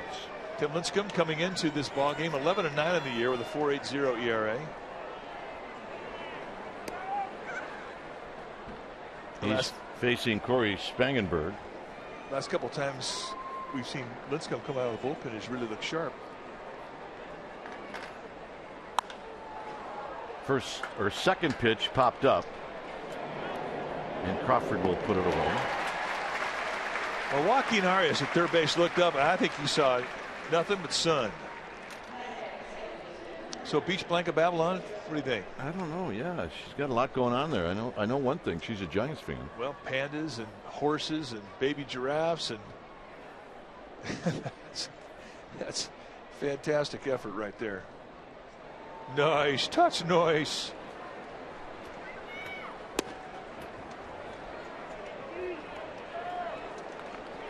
Jerko is 1 for 1, a single, and he's walked.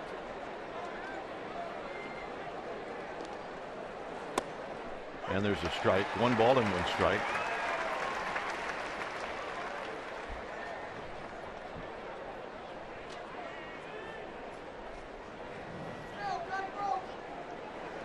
Swing and a miss, 1 and 2.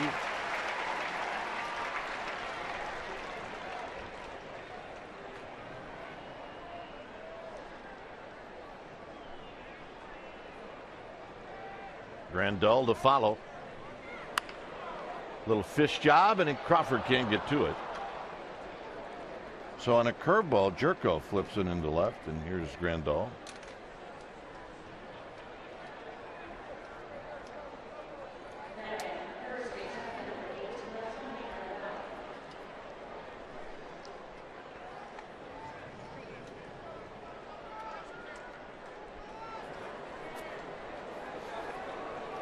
Grandal is 2 for 2.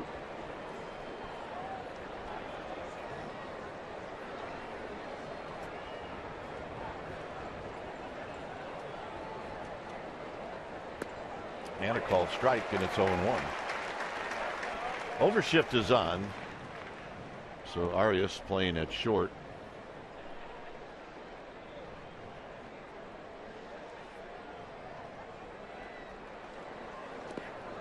Blocked by Susak. Smith to follow. Giants with a 5-3 lead. A couple of Lincecum fans. They're everywhere. They are everywhere.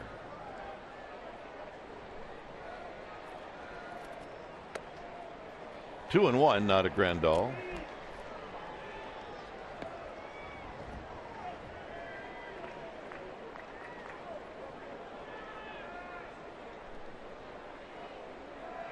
Lincecum at the belt. Good breaking ball, 2-2. Well, that's very kind of our Giants fans. Hey, we're all there. Well, thank you. And I speak for Dave and John as well. Crawford thought about the tag. Jerko went around Crawford. He ends up at second base. Crawford's looking to see if Jerko went out of the baseline. I'm not sure he's got a beef, but I can see why he might thought that he did. Yeah, he swung out a little bit. I think he's cool. I think he's all right. You can see what Crawford was thinking. Get the tag and then get the double play, but Jerko pretty good at dodgeball as a kid, or the game of tag rather. Here's Smith playing tag.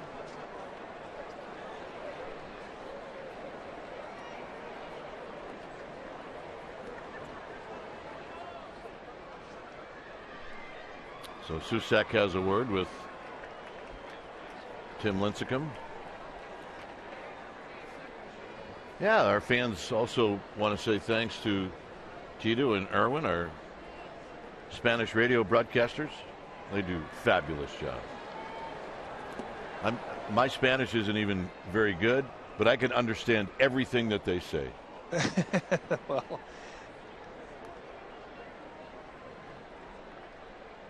yeah, Tito's always a little bit shocked when they put him on because he thinks he has to do something. well, he just thinks he has to talk faster. Yeah, up the middle. Panic on the dive. He will spin and throw. Got him. Nice play, Joe Panic. Lincecum says thank you very much. Susak's going to lead things off.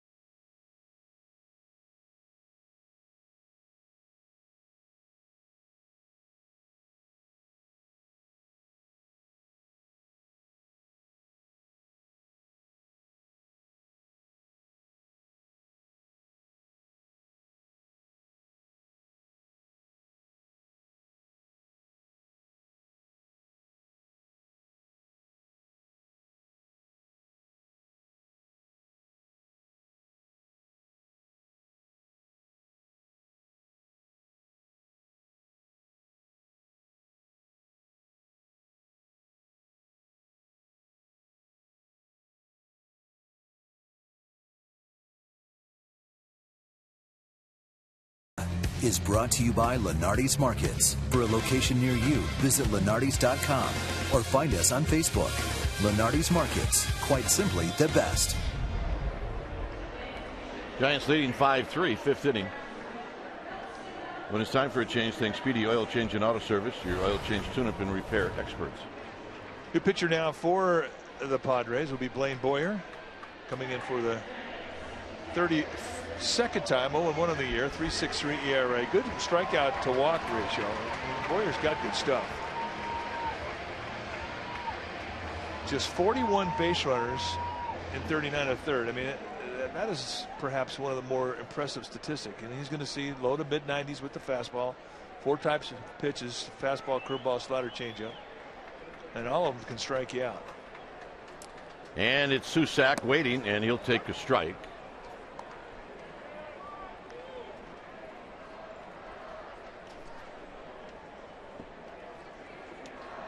Susak batting for the first time. He replaced Buster Posey. Came out. Buster hit a home run in the first inning.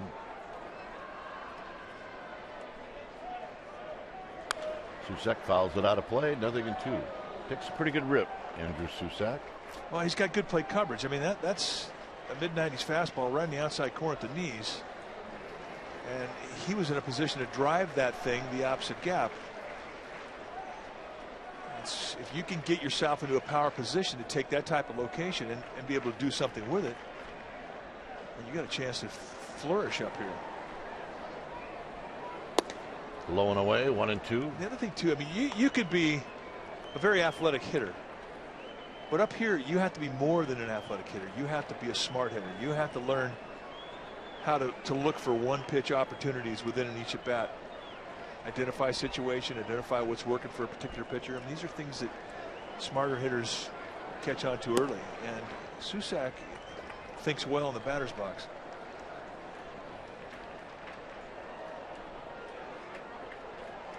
So it's 2 balls and 2 strikes.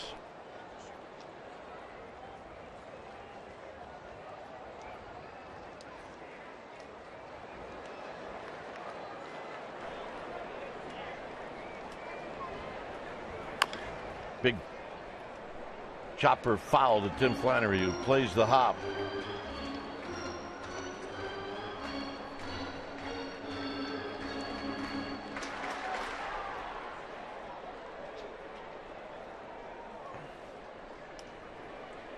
It's 2-2 to Susak, fifth inning.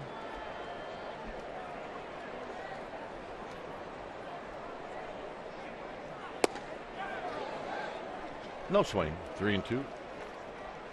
Tom Hallion, the crew chief. Tom Hallion, I would imagine you would see him at some point in the postseason. It's really a reward for the umpires. They rotate as to who gets a playoff game, World Series. Susak drives one to right. On the move is Venable. Looking up. Off of archway number 7. Susak with the double.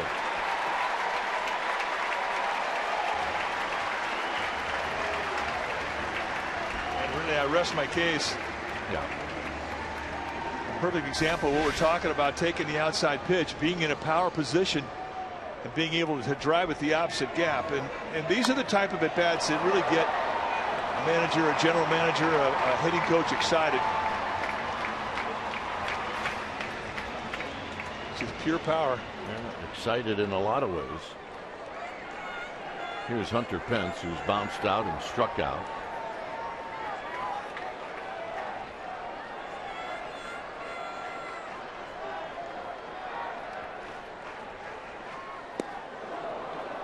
I don't know if you got a piece or not. Rivera got crossed up. That's the problem. Dude, first sign after 2. You're killing me. Sorry. Let's take a look. And he's up there looking for a breaking ball, and that really is how you can hurt your catcher. You can hurt them anytime they get crossed up, but when they're looking breaking ball and you throw a fastball, especially one as fast as Blaine Boyer can give to you, you can hurt a guy.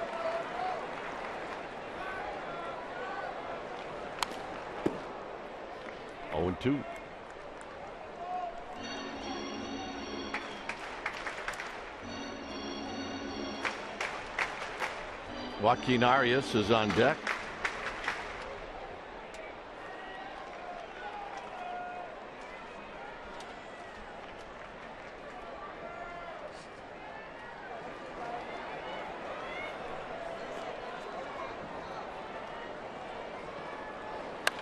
On the ground, Jerko will throw out Pence.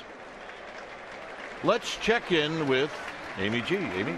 Hey guys, each season the Bay Area chapter of the Baseball Writers Association of America chooses a Giants player that is the Good Guy Award recipient, and that goes to the Giant that they feel is the most accessible and cooperative with the media. And this year's winner is Tim Hudson. He received a little crystal plaque. Now apparently Madison Bumgarner was campaigning hard for the Good Guy Award, so Tim Hudson has bragging rights and is showing off that crystal trophy, guys. All right.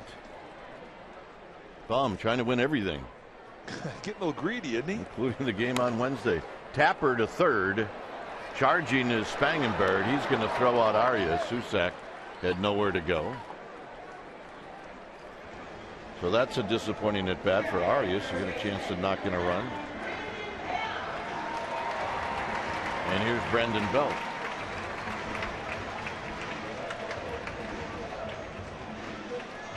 Well, he's had 2 good at bats, a walk in the second, and then a double in right center, and could have been and should have been a triple back in the 3rd inning. I'm going to tell you, if you're an advanced scout, as we get into the playoff season, you're charting and you're scouting the Giants, you have to be impressed with what Brandon Belt has done here the last week.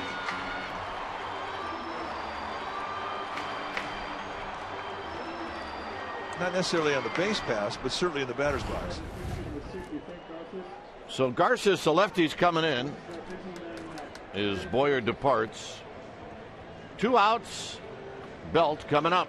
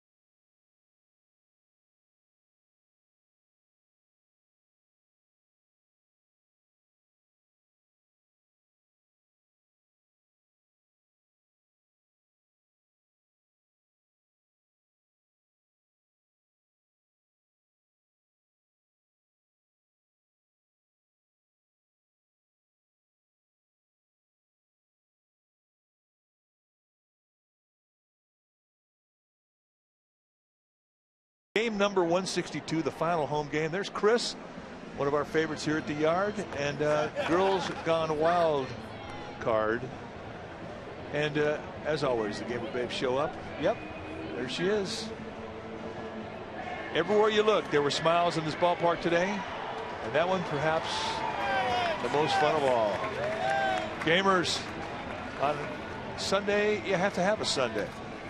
That's our Prius Get Happy Cam, powered by Toyota Prius. They brought us one of those. That was good. Giardelli. 4 locations here at the ballpark. How about that? Not enough. Belt takes one in. That's not enough. Well, you want 10? That would be good. Frank Garces, the new pitcher now for the Padres. There's Giardelli. Always a line. Hot, cold, doesn't matter. They're that good.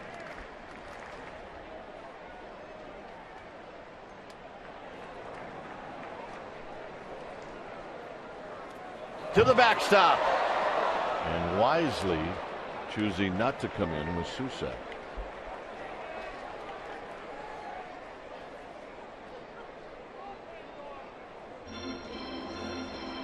If the ball hits the backstop right here, it comes right back to home plate.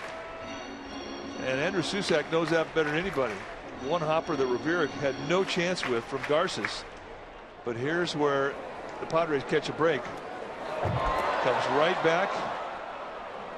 And had Susac tried to score, he'd have been out by 20 feet. Out by 20 feet.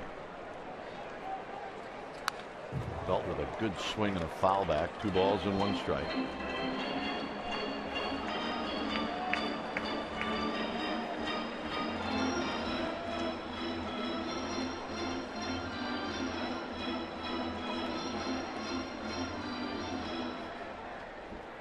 So conversation now between pitcher and catcher.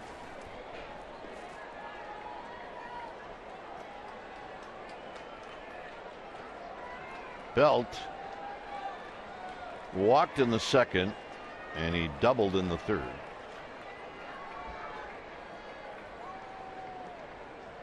Swing and a miss. 2-2. Fastball challenge there. But again, good balance in the swing. And this is where the difference has been made. He's starting to be able to get on that back leg a little more.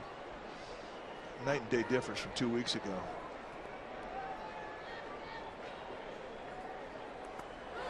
And they're going to say Belt went around. He's got to run it out, and that'll end the inning. 6th inning coming up. It remains the Giants 5 and the Padres 3.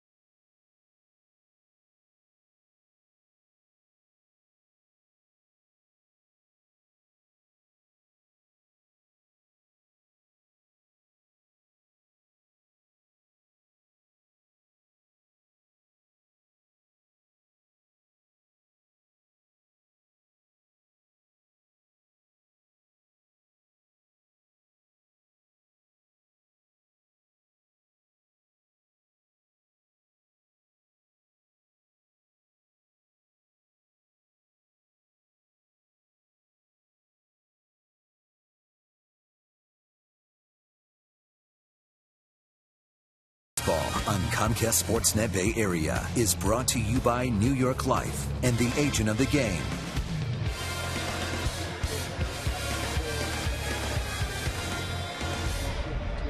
All right, check out Giants Fantasy Camp. It's your chance to play professional baseball. It's in Scottsdale.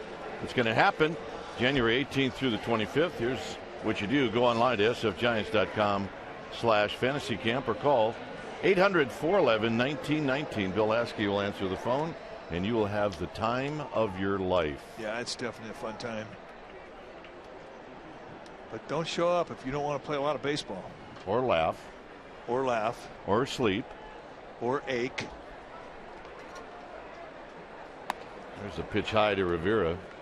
And don't show up if you don't want to share a hot tub with another guy. But it's actually an ice tub. An ice tub. 2 balls and no strikes. Speaking of ice tub. Yeah, that's what you end up doing, only those closer quarters. Lined at Brown. 1 out.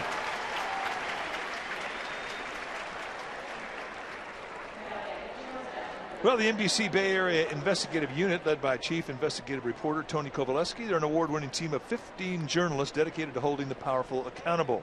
the investigative unit on NBC Bay Area. We investigate. It's a perfect shot, because if I was going to investigate anybody here, it would be him. Dave Benzer. Yep.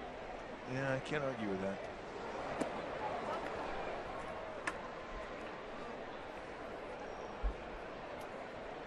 Mike Phillips. Yeah, him too. Hit out to left, Ishikawa. 2 outs. And here's Maben.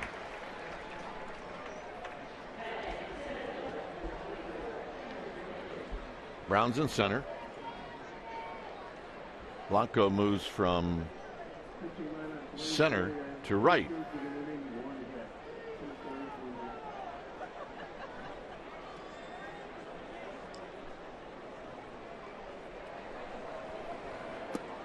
Maben takes down low. He's 0 for 1.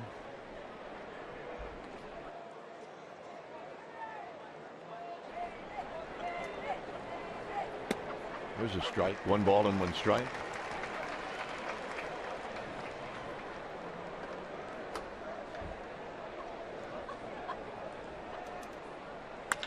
Hit on the ground to Arias. Arias, not a problem. Side retired. For the Giants, Crawford's going to lead things off.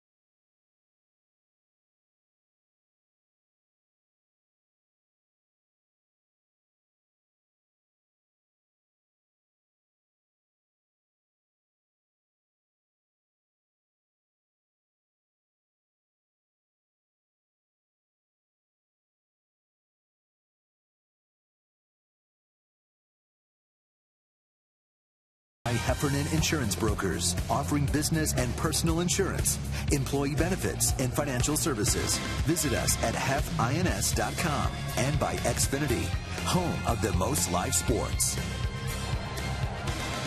Well, join the Giants on the official Giants vacation trip to spring training in Scottsdale. Multiple packages to choose from.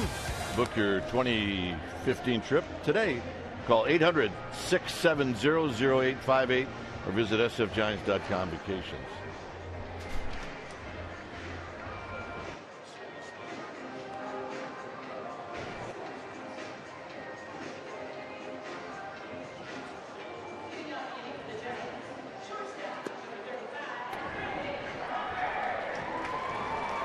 There's Rick Bertuzzi. They're not handsome, but they're good.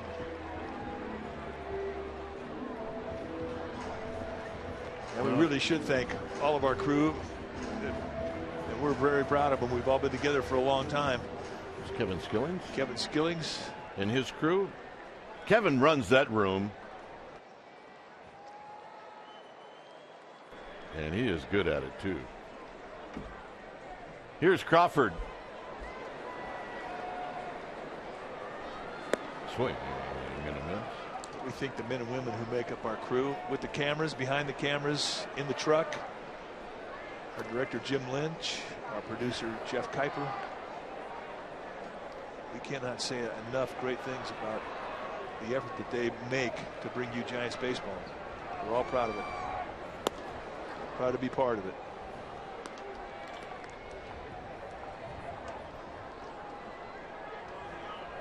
John Ward, who directs when Jim Lynch is gone, is sort of our spiritual guru and a very talented director as well. Swing and a miss by Crawford. Good break ball there. Danny Peterson, who travels with the team, who's probably the best at Chiron in the business. Is that what he does? That's what he says he does.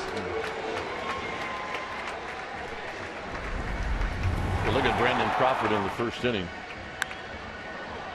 Picked off the mound. That was sweet.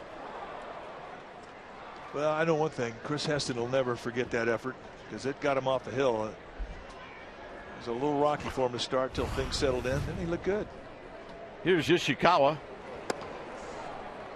No balls and 1 strike. Garces looks like a guy right now that I wouldn't want to face. There's Rennell.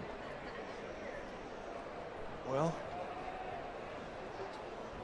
Rennell Brooks Moon, who's the voice of AT&T.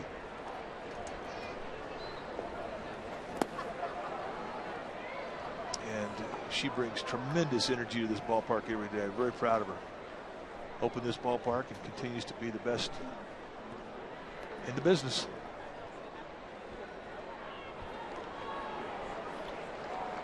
Andy Kuno, one of 2 Giants photographers. We saw Missy Mikulecki yesterday. There's Andy, always behind the camera. Tough to get a look at Andy. Well, no, Andy, he takes some of the best selfies I've ever seen.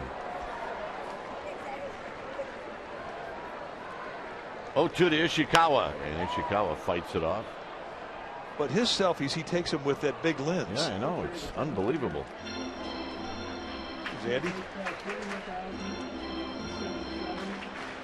The only guy who's ever been able to get on a team plane with tennis shoes. You got to be good to do that. Way outside and low, 1-2.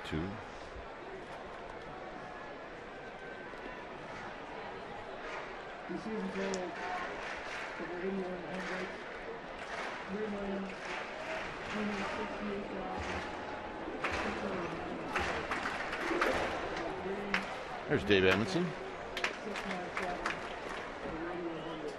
Staggs up in the clouds. That's where he likes to be. 1-2 pitch. Ishikawa fouls it back again. I want to thank Grady Lever, our stage manager at home, and Alma Lynch, who is our stage manager on the road.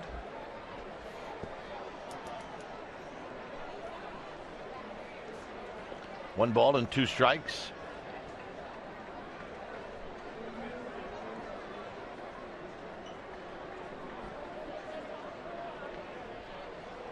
Ishikawa lines it to left, and Smith will drift back and make the catch. Good at bat. Sharks hockey returns. It'll be the Sharks and Jets. It's the home opener on October 11th, right on Comcast Sportsnet California. It's the home opener against the Winnipeg Jets.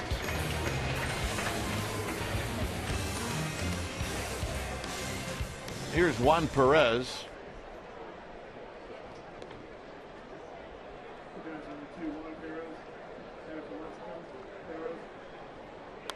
Perez swinging and fouling, and it's 0-1. We're in the 6th.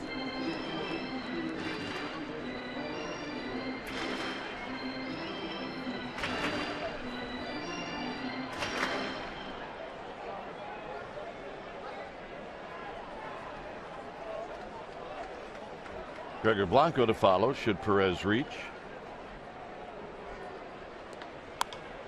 And that'll be down the right field line and out of play. There's Marty with his daughter. Marty, one of our camera people who does such a great job today, is going to take in the game with his girl. And why not? That's a proud pop right there. 0-2 pitch to Perez. Got him, and that'll end the inning. We'll head to the 7th inning. It remains 5-3 Giants.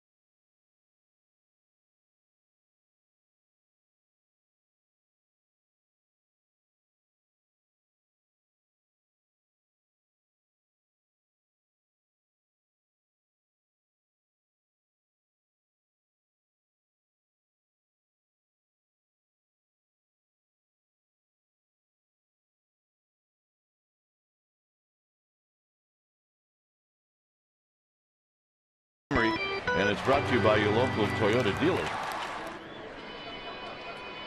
Robbie Erlin started, and he went an inning and 2/3. Heston got knocked around a little bit early, but he settled in. Buster Posey, a 2-run home run in that first inning. Also, Adam Duvall, a home run. And the final attendance total today, over 41,000. But overall, 3,368,697. How about that? When it's time for a change, think Speedy Oil Change and Auto Service. Your oil change tune-up and repair experts. New pitcher now for the Giants will be George Cantos. 24th time he's come in. Good solid season for George. 4-0 with a 2.87 ERA. 35 base runners allowed, 31 1/3. George, 2 types of fastball, slider and a changeup.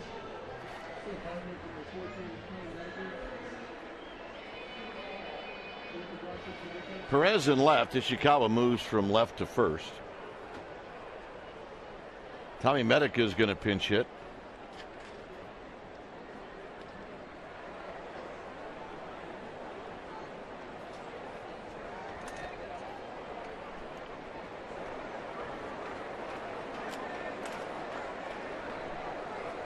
And he takes a strike, and it's 0-1.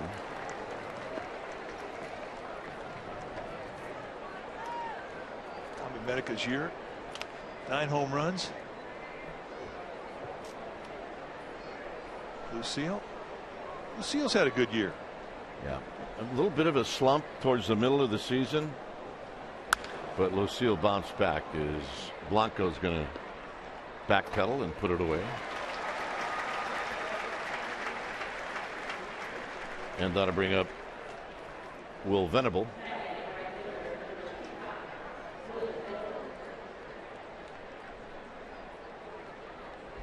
He's very talented, but a party animal, that Lucille.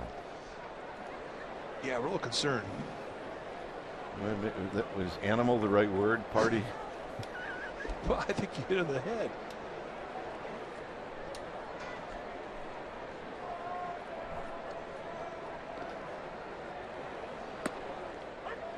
Called strike to Venable. Infield hit in the first. He's bounced out. He's lined out.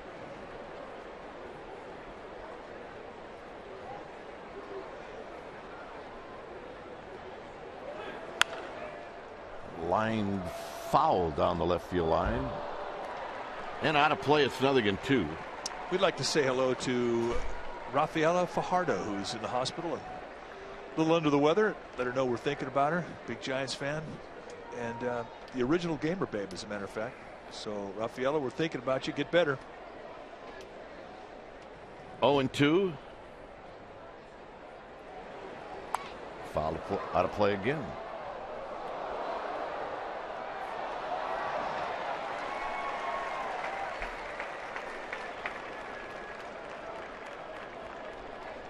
On deck is Spangenberg.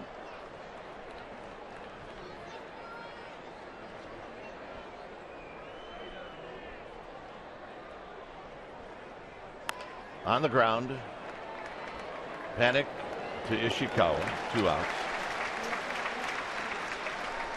Well, there's a new morning newscast in town. Telemundo 48 Primera Edición, the Bay Area's only Spanish language morning news with live news, weather, and traffic.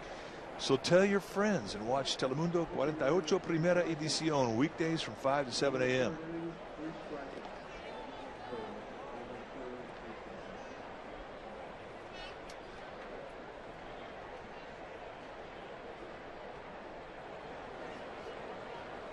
So here's Spangenberg. He's had a good day, 2 for 3. He has scored a couple of times. And he takes a high off-speed pitch. 1 ball and no strikes.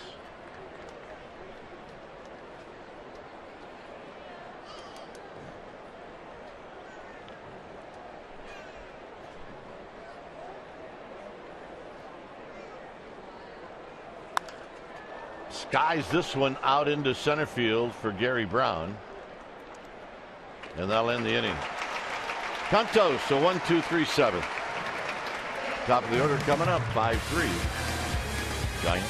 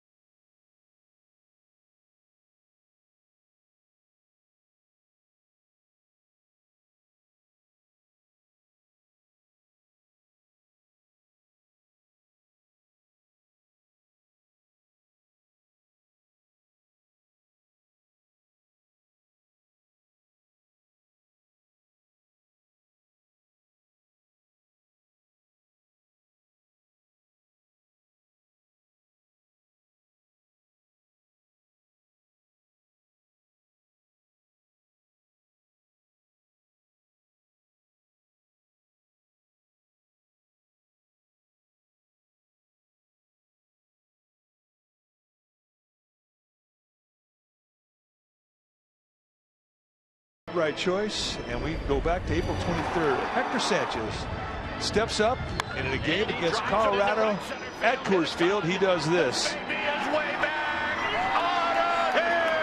Out of here! He did that in the 11th inning, and the Giants would go on to win. That is our forward right choice. Nice call, partner. I think it was a happy flight. I do. That was a happy flight.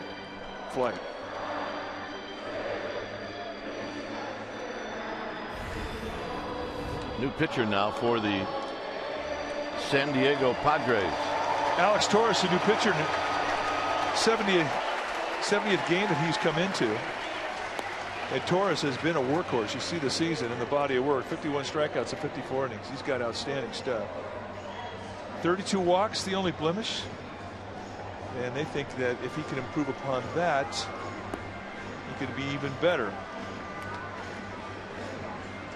But at the very least, it's not a comfortable at bat because he has that little bit of wildness. He's got a good arm. He'll go low to mid-90s with fastball. Got a hard slider and a changeup. He'll throw all of them. They're all strikeout pitches.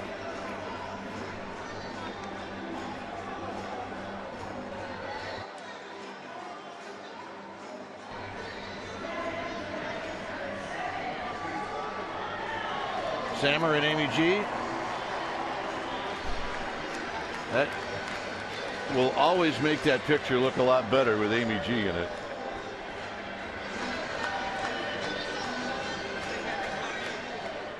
So Torres will face Blanco.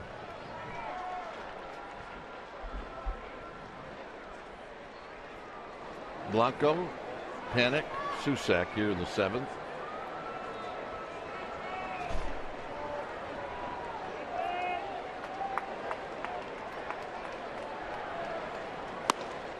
And a fastball outside, 1-0.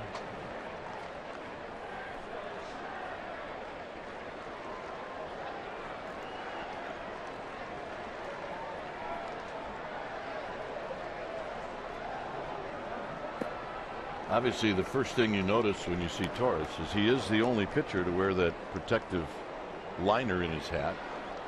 That was the one that was suggested to Major League Baseball and approved back in spring training. And Torres is the only guy who picked up on it.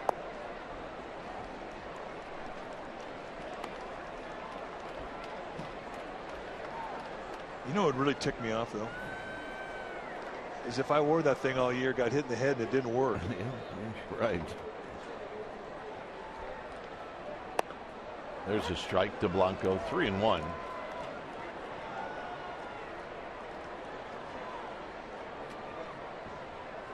Hey, there's the SS Crook and Kite.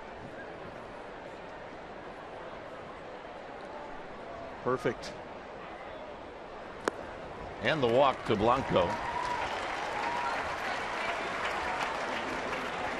And that'll bring up Panic. Bud Black's going to use everybody.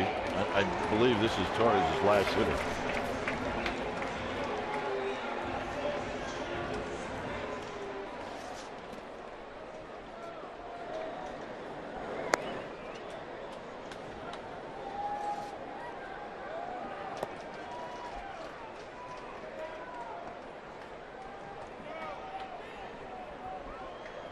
Susak on deck. Blanco with his lead. And Panic takes a strike.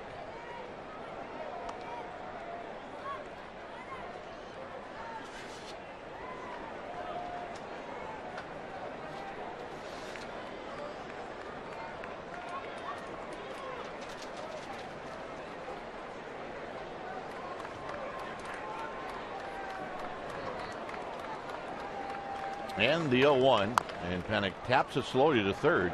Torres got off the mound quickly, and his throw is in time, and a nice pick by Grandal. Yeah, I don't think Grandal kept his foot in contact with the base.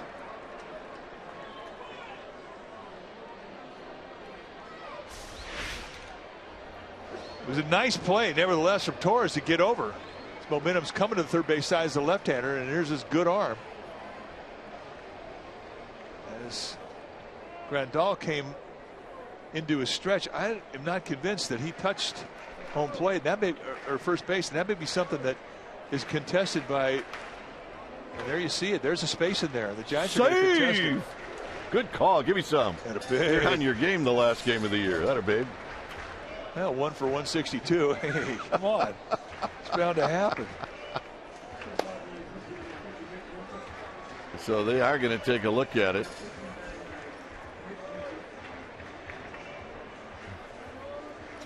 You know, and that's something, too, that can get relayed from the Giants clubhouse. Sean Dunston, Chad Chopper in there watching it. And they'll give a call to the dugout saying, hey, there's a space there. Well, you know what I'm thinking, Mike? If the pitching change was made, does that constitute a play? Good question.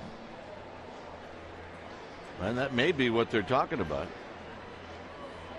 But now they are going to take a look at it.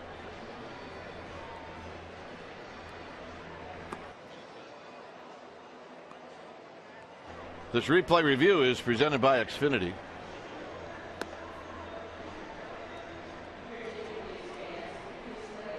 I'm putting Panic at first base, and I'm giving him a hit. How about that? That's what I'm doing. And then, if they don't reverse it, I'm not erasing it. Just a formal protest. Yep, absolutely.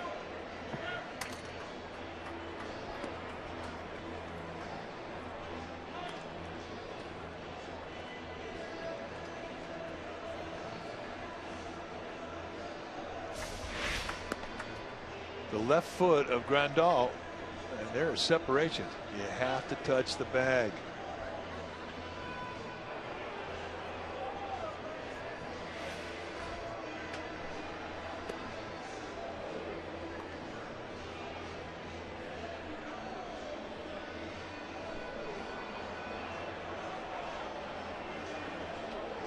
I would think this would be one that would come back fairly quickly. Yeah, this is going to be the fastest review of the year.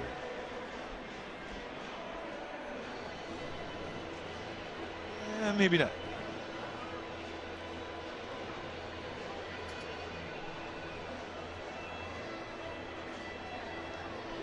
Maybe nobody's picking up in New York. What do you think? Well, look, the Giants don't have to get on a plane until tomorrow. All you have to do is look at the other angle. Yeah, the other angle's the one. I don't know what's holding this thing up. Right here is the one. He's never in contact with the bag.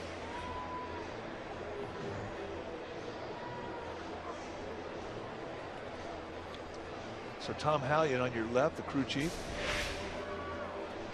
And this is the one right here. Should make it all but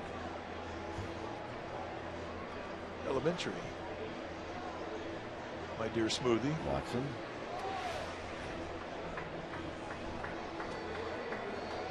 All right, let's make a move. Yeah, anytime. It's getaway day. You packed yet? No. I know one thing though. We won't be packing any ties. Is it?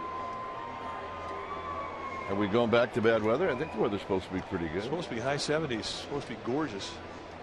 10% chance of rain in Pittsburgh. 55-degree nights.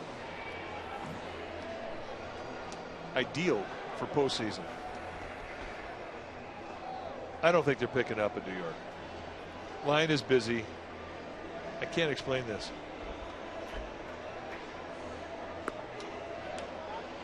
Well, maybe they got another replay at the same time in another game.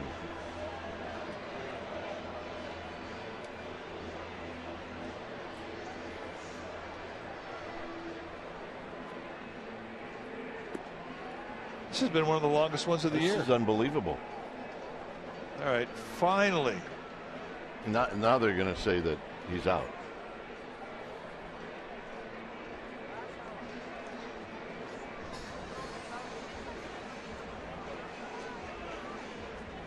This is one thing that they're going to have to improve upon.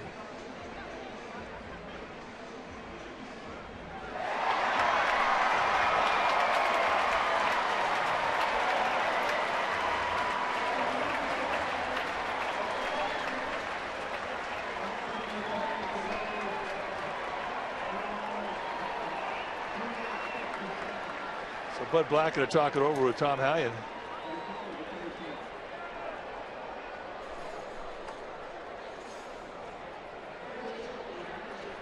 So put Panic at first. There's your new pitcher. It's Nick Vincent. Nick Vincent, another one of those good Padre arms. Low 90s, strikeout stuff. 61 and 54 and 2/3 with 11 walks. Got a real good cut fastball, and he'll give you a changeup. A lot of cutters. Down the right field line and foul. And that's how you're supposed to hit a cutter.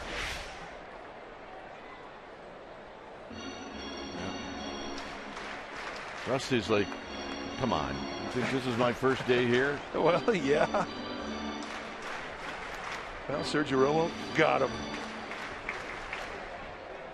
Bored. Looking for something to do. That's a fact.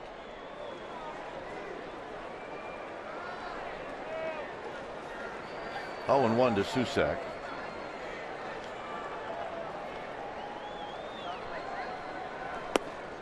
Down low. 1 ball and 1 strike.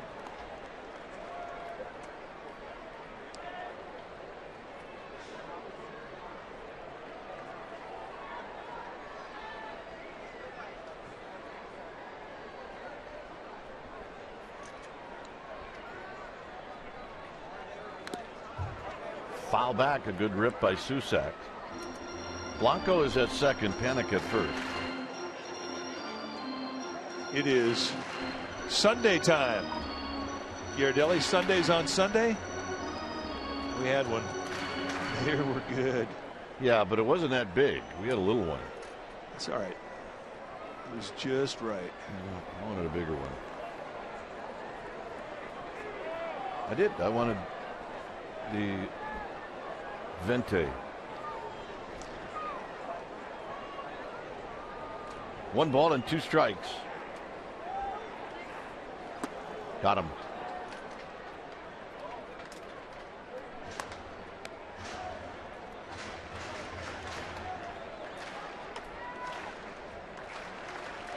So here's Brown.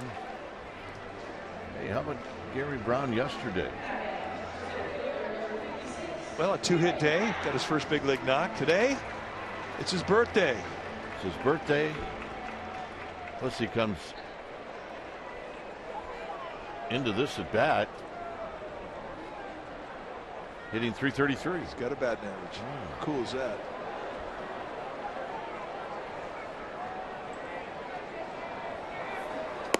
And a strike in its own 1.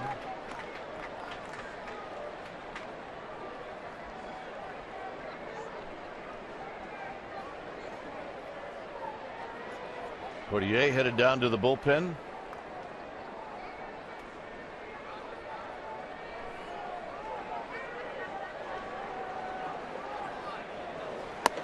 And it's high. Last game of the year. Dodgers are winning 9-1, so the Dodgers this year are going to finish with 94 wins. That's a good season for them. The Nationals are going to finish with 96.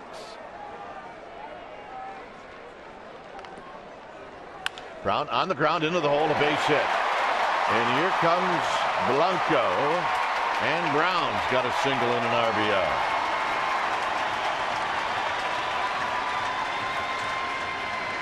Swing at Gary Brown. That'll do. Happy birthday.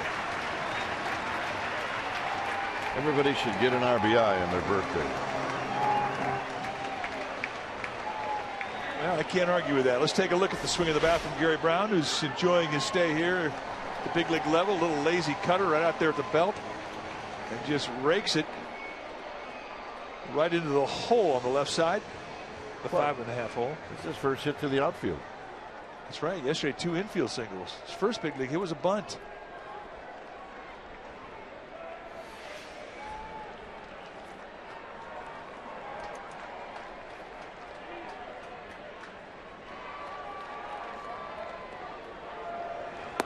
Arias takes a call strike. The Cardinals won today 1-0 in Arizona, so the Cardinals end up with 90 wins.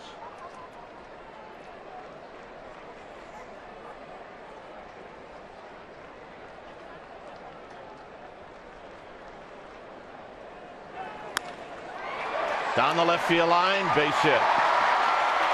Panik scores. Brown can low fly. He's going to score. Arias with a double. And now the Giants have broken this game open.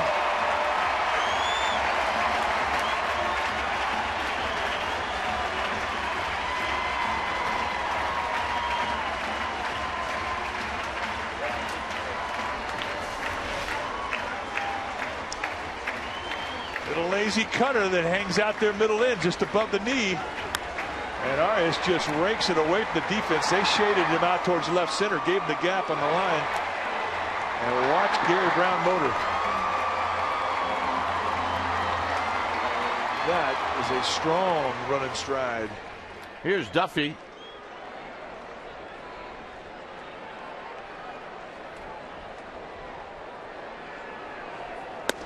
Duffy cannot hold up. It's no balls in one strike. Duffy's hitting .254.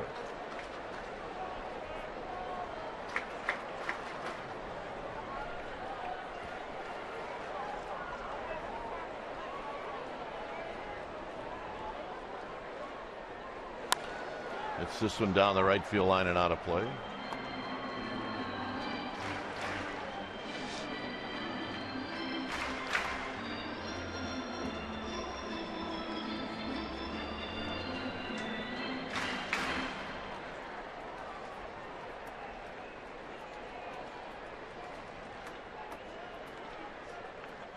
Crawford to follow, 1 out here in the 7th.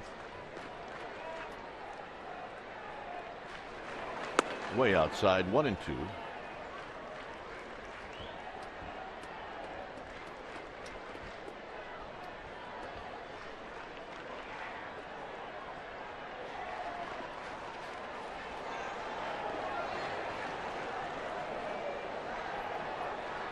Way outside again, 2 balls and 2 strikes. Blanco opened the inning off with a walk, and since then the Giants have had an infield hit. Brown a solid single, Arias a double.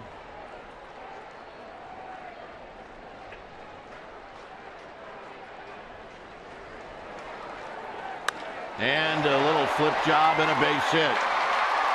And here comes Arias. Maben will throw to second. It's 9-3.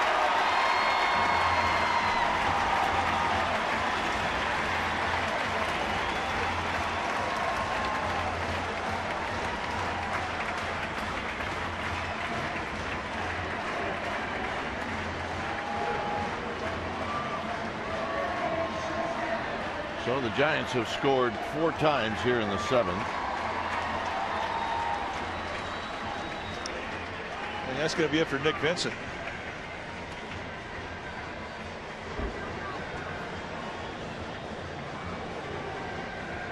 The pitcher now is going to be Leonel Campos. Giants are on top. Crawford coming up. We'll be back.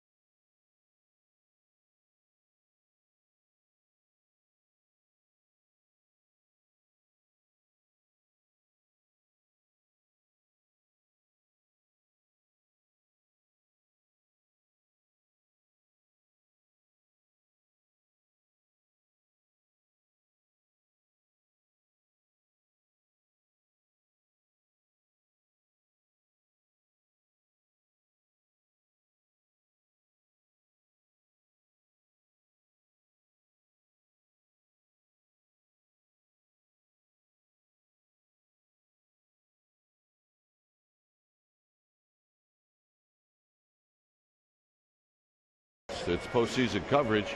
1 hour pregame and postgame for every playoff game right here on Comcast Sportsnet Bay Area. So that means on Wednesday at 4 o'clock, Sportsnet Central, October Quest. 9-3 Giants. Campos, the new pitcher.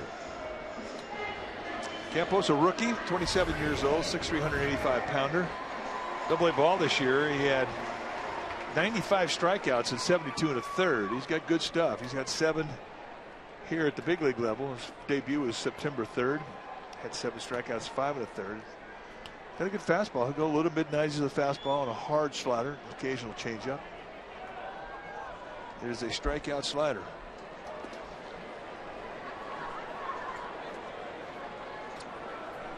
And Crawford takes the first pitch down low. Pitch at 94 just to introduce himself.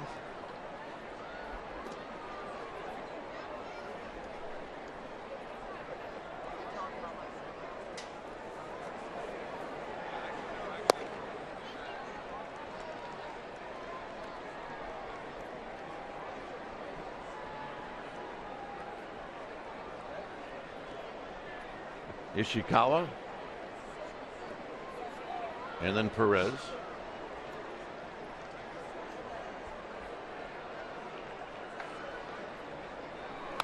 Crawford with a big swing and a foul back. This Bochy loves his hitters to take a swing like that if you get a good pitch 2-0. Well, I mean, a lot at stake here, really. Crawford sitting on 69 RBIs, wanting to get 70. He's got good speed at first base with Duffy. Ball down the right field line, he'd have a chance to score. Or if he knocks it out of the ballpark, that might even be better. Might even be better.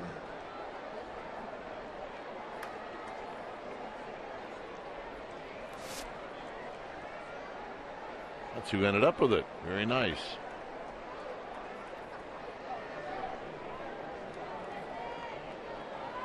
Two and two. Crawford pops it up. This one's got some personality, and Amarista puts it away.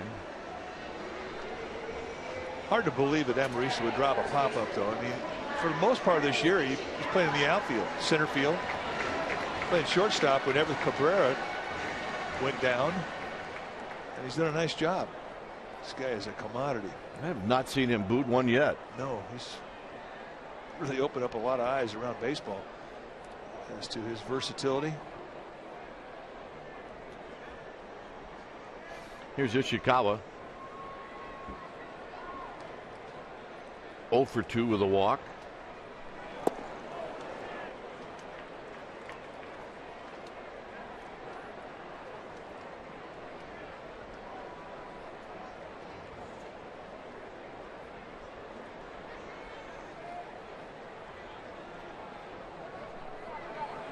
And a strike, and it's 0-2.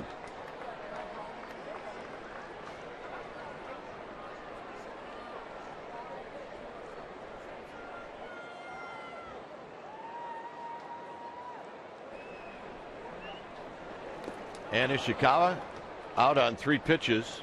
That is going to end the inning, and we will head to the 8th inning. Giants score 4 runs on 4 hits. Arias a big hit, Brown a big hit, Duffy a big hit. It's 9-3.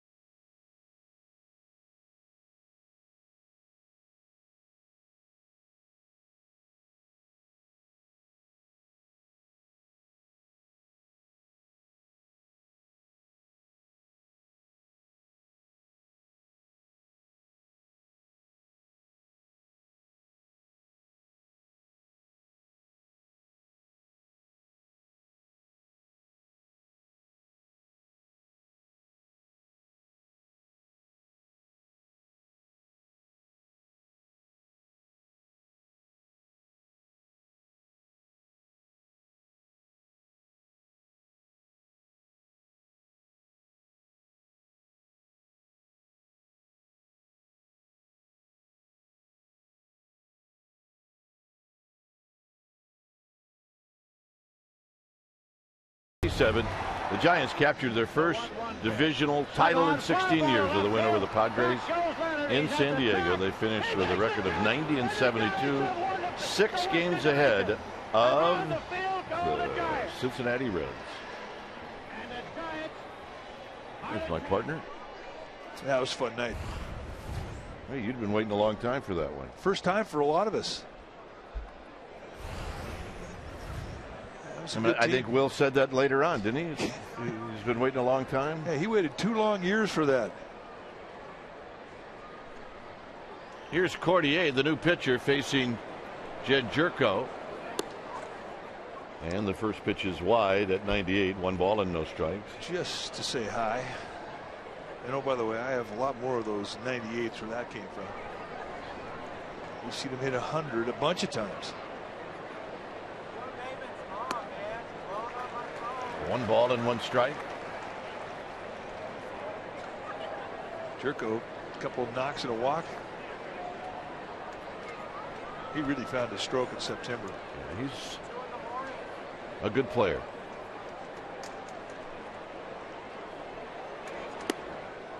One and 2. If Eric Cordier could ever harness some of the stuff he's got, he could be dominant. Well, I think he's made some quantum leaps this year, which is indeed what has gotten him to the big league level. And I think he's definitely in the mix.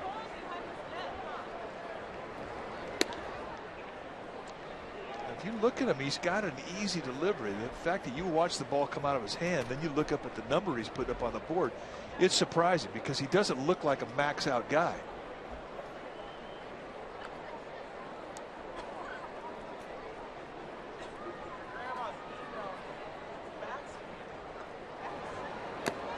Got him. That's unfair. Let's check in with Amy G. Amy. All right, gentlemen, congratulations to Pablo Sandoval. Before yesterday's game, he was given the Jose Uribe Sportsmanship Award that's given out by the Heritage Hispanic Baseball Museum Hall of Fame. It's for his contributions to the game and Hispanic community, and it is in memory, of course, of the late Giant shortstop. That museum, guys, is in San Francisco. It's a nonprofit dedicated to the contributions to baseball by Hispanic players. So congrats, Pablo. Dwayne and Mike, let's get it back to you. All right, thank you. Here's Yasmani Grandal. And Mike and I would both like to share our appreciation for our other partner, Amy G. Great year, Amy. Fabulous. And the star of the show on Friday night. She absolutely nailed it in the Giants clubhouse. That's one of the best jobs you've ever seen down there. And she got wet and didn't care. Did not care. Hair was dripping, her mascara was running, and she did not care. Some is how well she handled it. I'm thinking she did that maybe a few nights in college. Oh yeah, and she did not care.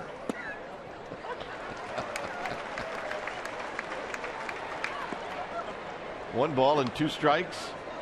But you know, that really is an issue. Is some women reporters don't like to go into Celebration Clubhouse because they don't want to get wet. They don't want to have their makeup on. Aim of the gamer, Got it. nailed it. Hit on the ground to Crawford. Crawford on the easy backhand.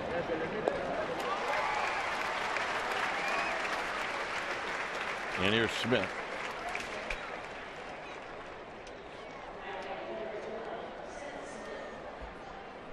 Smith 0 for 3.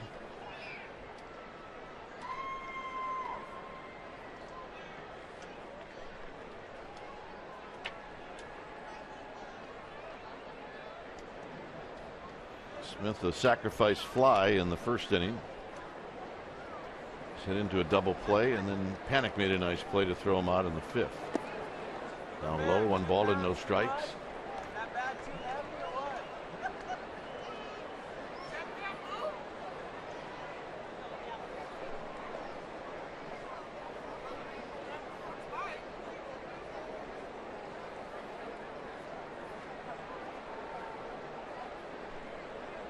The 1-0.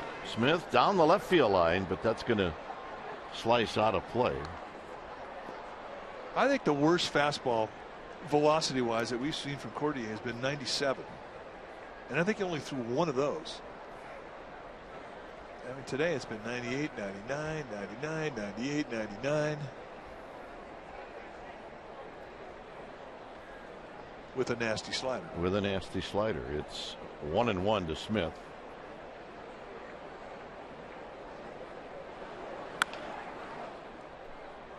Joe Panik on the backhand, and they'll end the inning. Juan Perez is going to lead things off. Nice job by Cordier.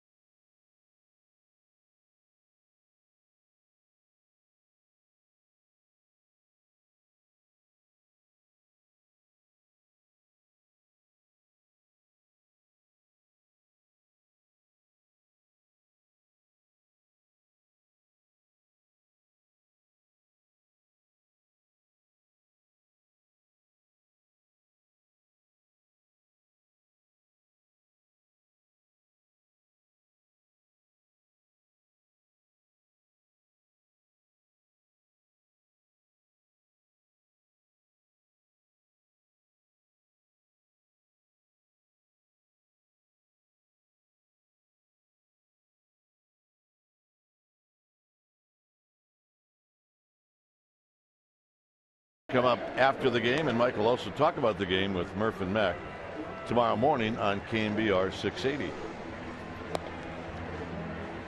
Let's go Giants. The big guy on the end, he gets the T and the S. One guy didn't show up, so this guy had to pick him up. And pick him up he did. Well, I vote him MVP. Everybody's got to have a TS in the team. That guy, he earned it. Is that Val? That's Valerie and her son taking in a ball game together. Handsome bunch right there. Valerie, the pride of Chico State. Yeah, Valerie's got over 25 years in this organization, maybe 30. Yep. Here's Perez.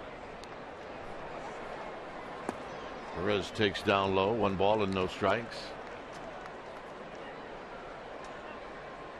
Reimer Liriano is now in right field.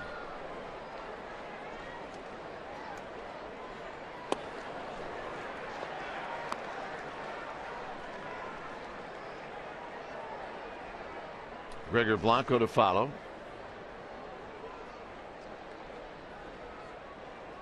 And then Joe Panik on the ground and a base hit for Perez. So Perez with the leadoff single.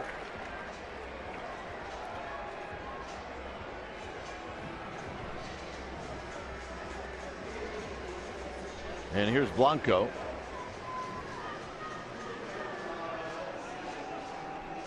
Blanco's had a nice day. He's got an RBI. He scored a couple of runs. He's got a hit.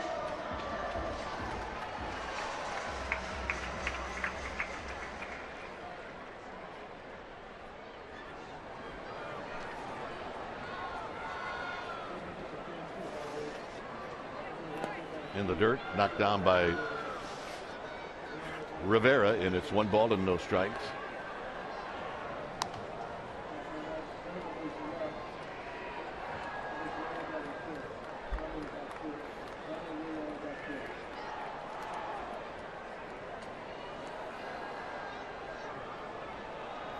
I don't know. Blanco skies this one left field for Smith, who comes jogging in.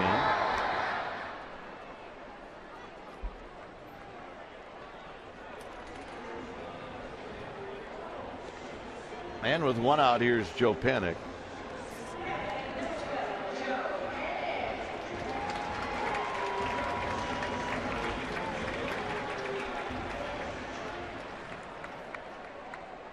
Panik 2 for 4, couple of singles.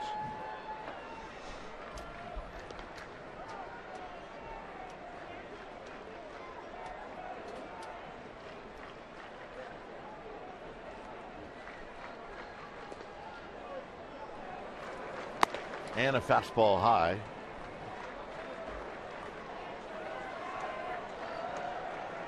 Campos came in and got the last 2 outs of the 7th.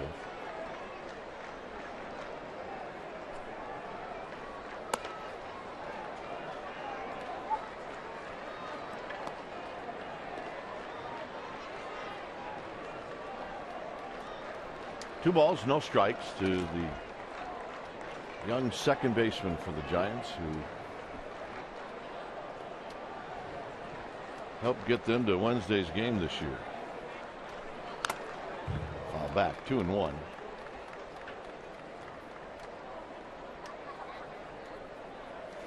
Think about all the different people that have played that position this year. Scudero, Adrianza, Arias, Brandon Phillips, Dan Uggla.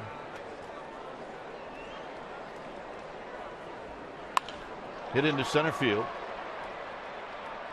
Maben puts it away. Well, he not only came up here and filled in a hole, he basically let the Giants organization know that I'm going to be around for a while. And if he'd have had a chance to be here the whole year, chances are he would have got more consideration for Rookie of the Year. Absolutely. Here's Susac. Susac came in. His first at bat came in the 5th, where he doubled and then struck out in the 7th.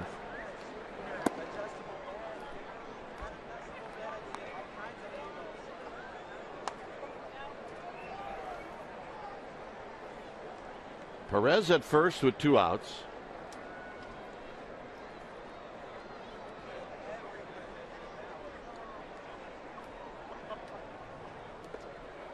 Another block. It's 2-0. Sure, Gary Brown would like to have another at bat. He probably feels like he's hot right now. Oh yeah, 3 hits in the last 2 days. Are you kidding? This is fun up here. Plus, it's his birthday. You get nothing but hits on your birthday. Isn't that how it works? Do not take a walk on your birthday. Susac pops it up. Grandal cannot quite get the extendo arm out.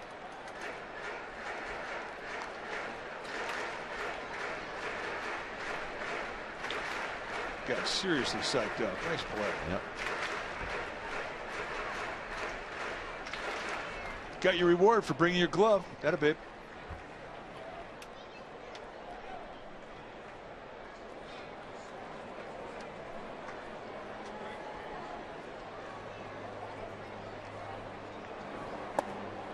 Very high to Susac. It's 3-1.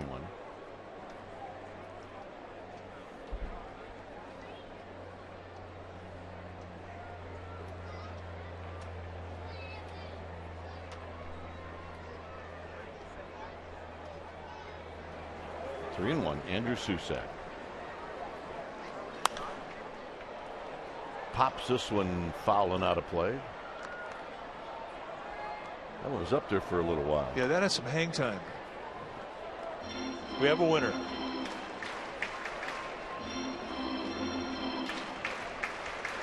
Yep, give it to your girl. Guy totally gets it.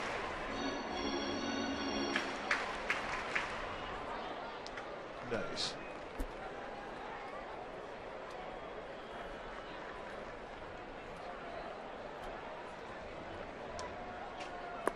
Susac goes around. That'll end the inning. So we will head to the 9th inning here at AT&T Park. Looks like Brett Bochy's coming in. It's 9-3 Giants.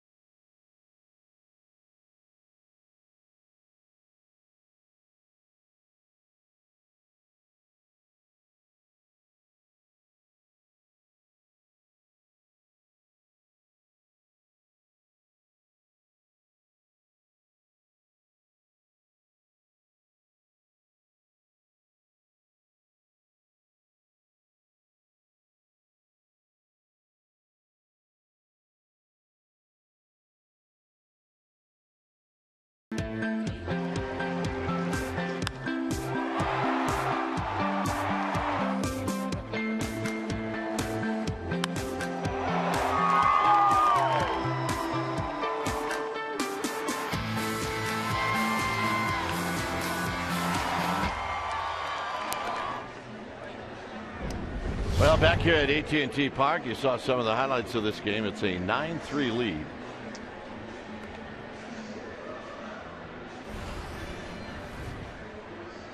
New pitcher now for the Giants will be Brett Bochy, third time that he's come in. Got off to a bit of a rocky start, gave up a home run in his first game, which kind of cranked up his ERA, but he's pitched well. Just one hit, allowed 2 1/3. Opponent's hitting $125 overall. For Bochy, you'll see high 80s. He can cut, he can sink. Good slider.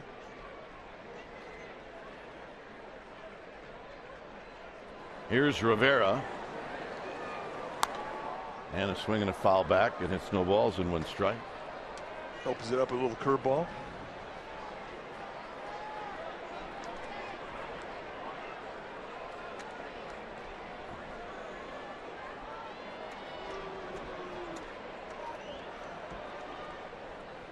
And the next pitch, a fastball high. 1 ball and 1 strike.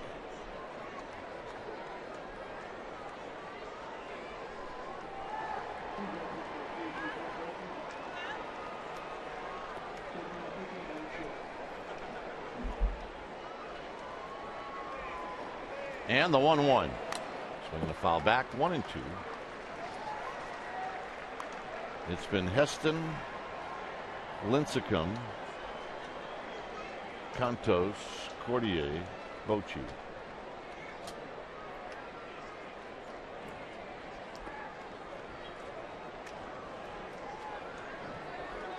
I would like to be able to have access to Bruce Bochy's pulse when his kid takes the mound. Got him. For the elevator, got him to chase. All right, time now for our Honda player of the game. 4th inning, Adam Duvall comes up, gets a fastball down and in, and proceeds to knock it right into the bleachers. Over halfway up. And for that pinch hit appearance and the swing of the bat, we're going to make Duvall our Honda player of the game. Nice going. Here's Amarista. Amarista takes a high fastball, 1 ball and no strikes.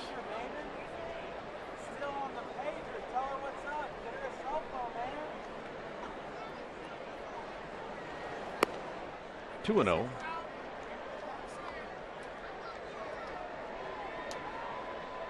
Bumgarner, he will be the man on Wednesday. 3 and 0.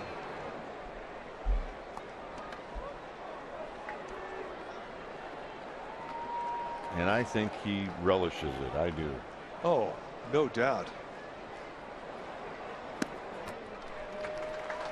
3 and 1. You know, and I mean, that's the confidence he takes out there on the mound, and that's why guys like to play upon it behind him. They think when he goes out there, they're going to win, no matter what the assignment. 3 and 2. Giants will fly out tomorrow morning to Pittsburgh. Let's say they get in around 6 o'clock, 7 o'clock.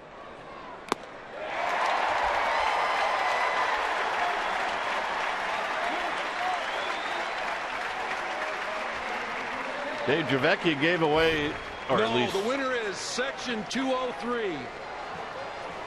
Row A. Seat 16. Congratulations on your new Toyota RAV4. A RAV4. And this guy clearly was in that seat. Well, he earned it. Here's Maben. Maben takes low, 1 ball and no strikes. This was not his first game. So congratulations. Bochy with 2 quick strikeouts. And that fastball is high. 1 ball and 1 strike.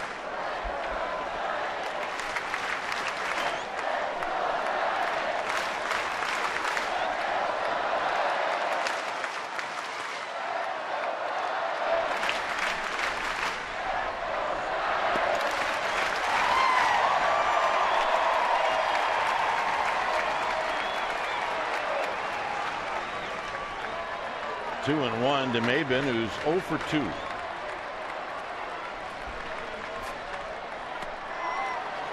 Close. A little bit high, perhaps.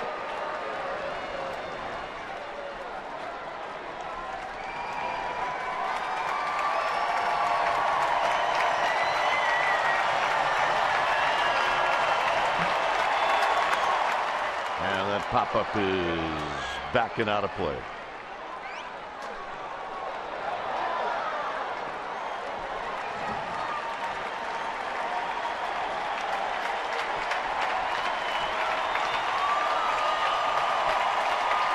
Three and two to Cameron Maben with 2 outs here in the ninth. Brown, ball game. So game 162 goes to the Giants, and they will finish the year with 88 victories. So they will finish 88 and 74. They'll finish 45 and 36 at home.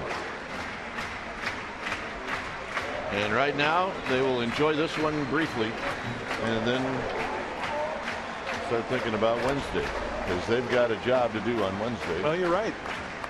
And it's not going to be easy. They got to go into Pittsburgh, and they have to play a very hot Pittsburgh Pirate team. But they came into this last homestand with 4 games. They took 3 out of 4. They got a lot of people back. Brandon Belt swinging the bat better. Pablo Sandoval swinging the bat better. Hunter Pence is starting to have better at bats, and it's just going down the line. And you know, they're ready to go. They're healthy and they're rested. And that's how you want to go into the playoffs. So I believe they're going to give the players something on the field. Is it t-shirts or hats? Well, maybe all of the above. But it is a day where, as a team, you say thank you for the amazing support. Giants sold out every game, and it was such a, it never goes stale in the clubhouse how the crowd affects this ball club in such a positive way. They count on it. They rely on it. It's one of the greatest natural assets that this franchise has. And again, this year, the support was just off the charts. It's a very humbling experience when you're a player. You come into this arena day in and day out, and the fans are there for you. And that is certainly the case here in San Francisco. And now, on the final day of the year, a chance to say thank you for this 2014 Giants team headed to the playoffs.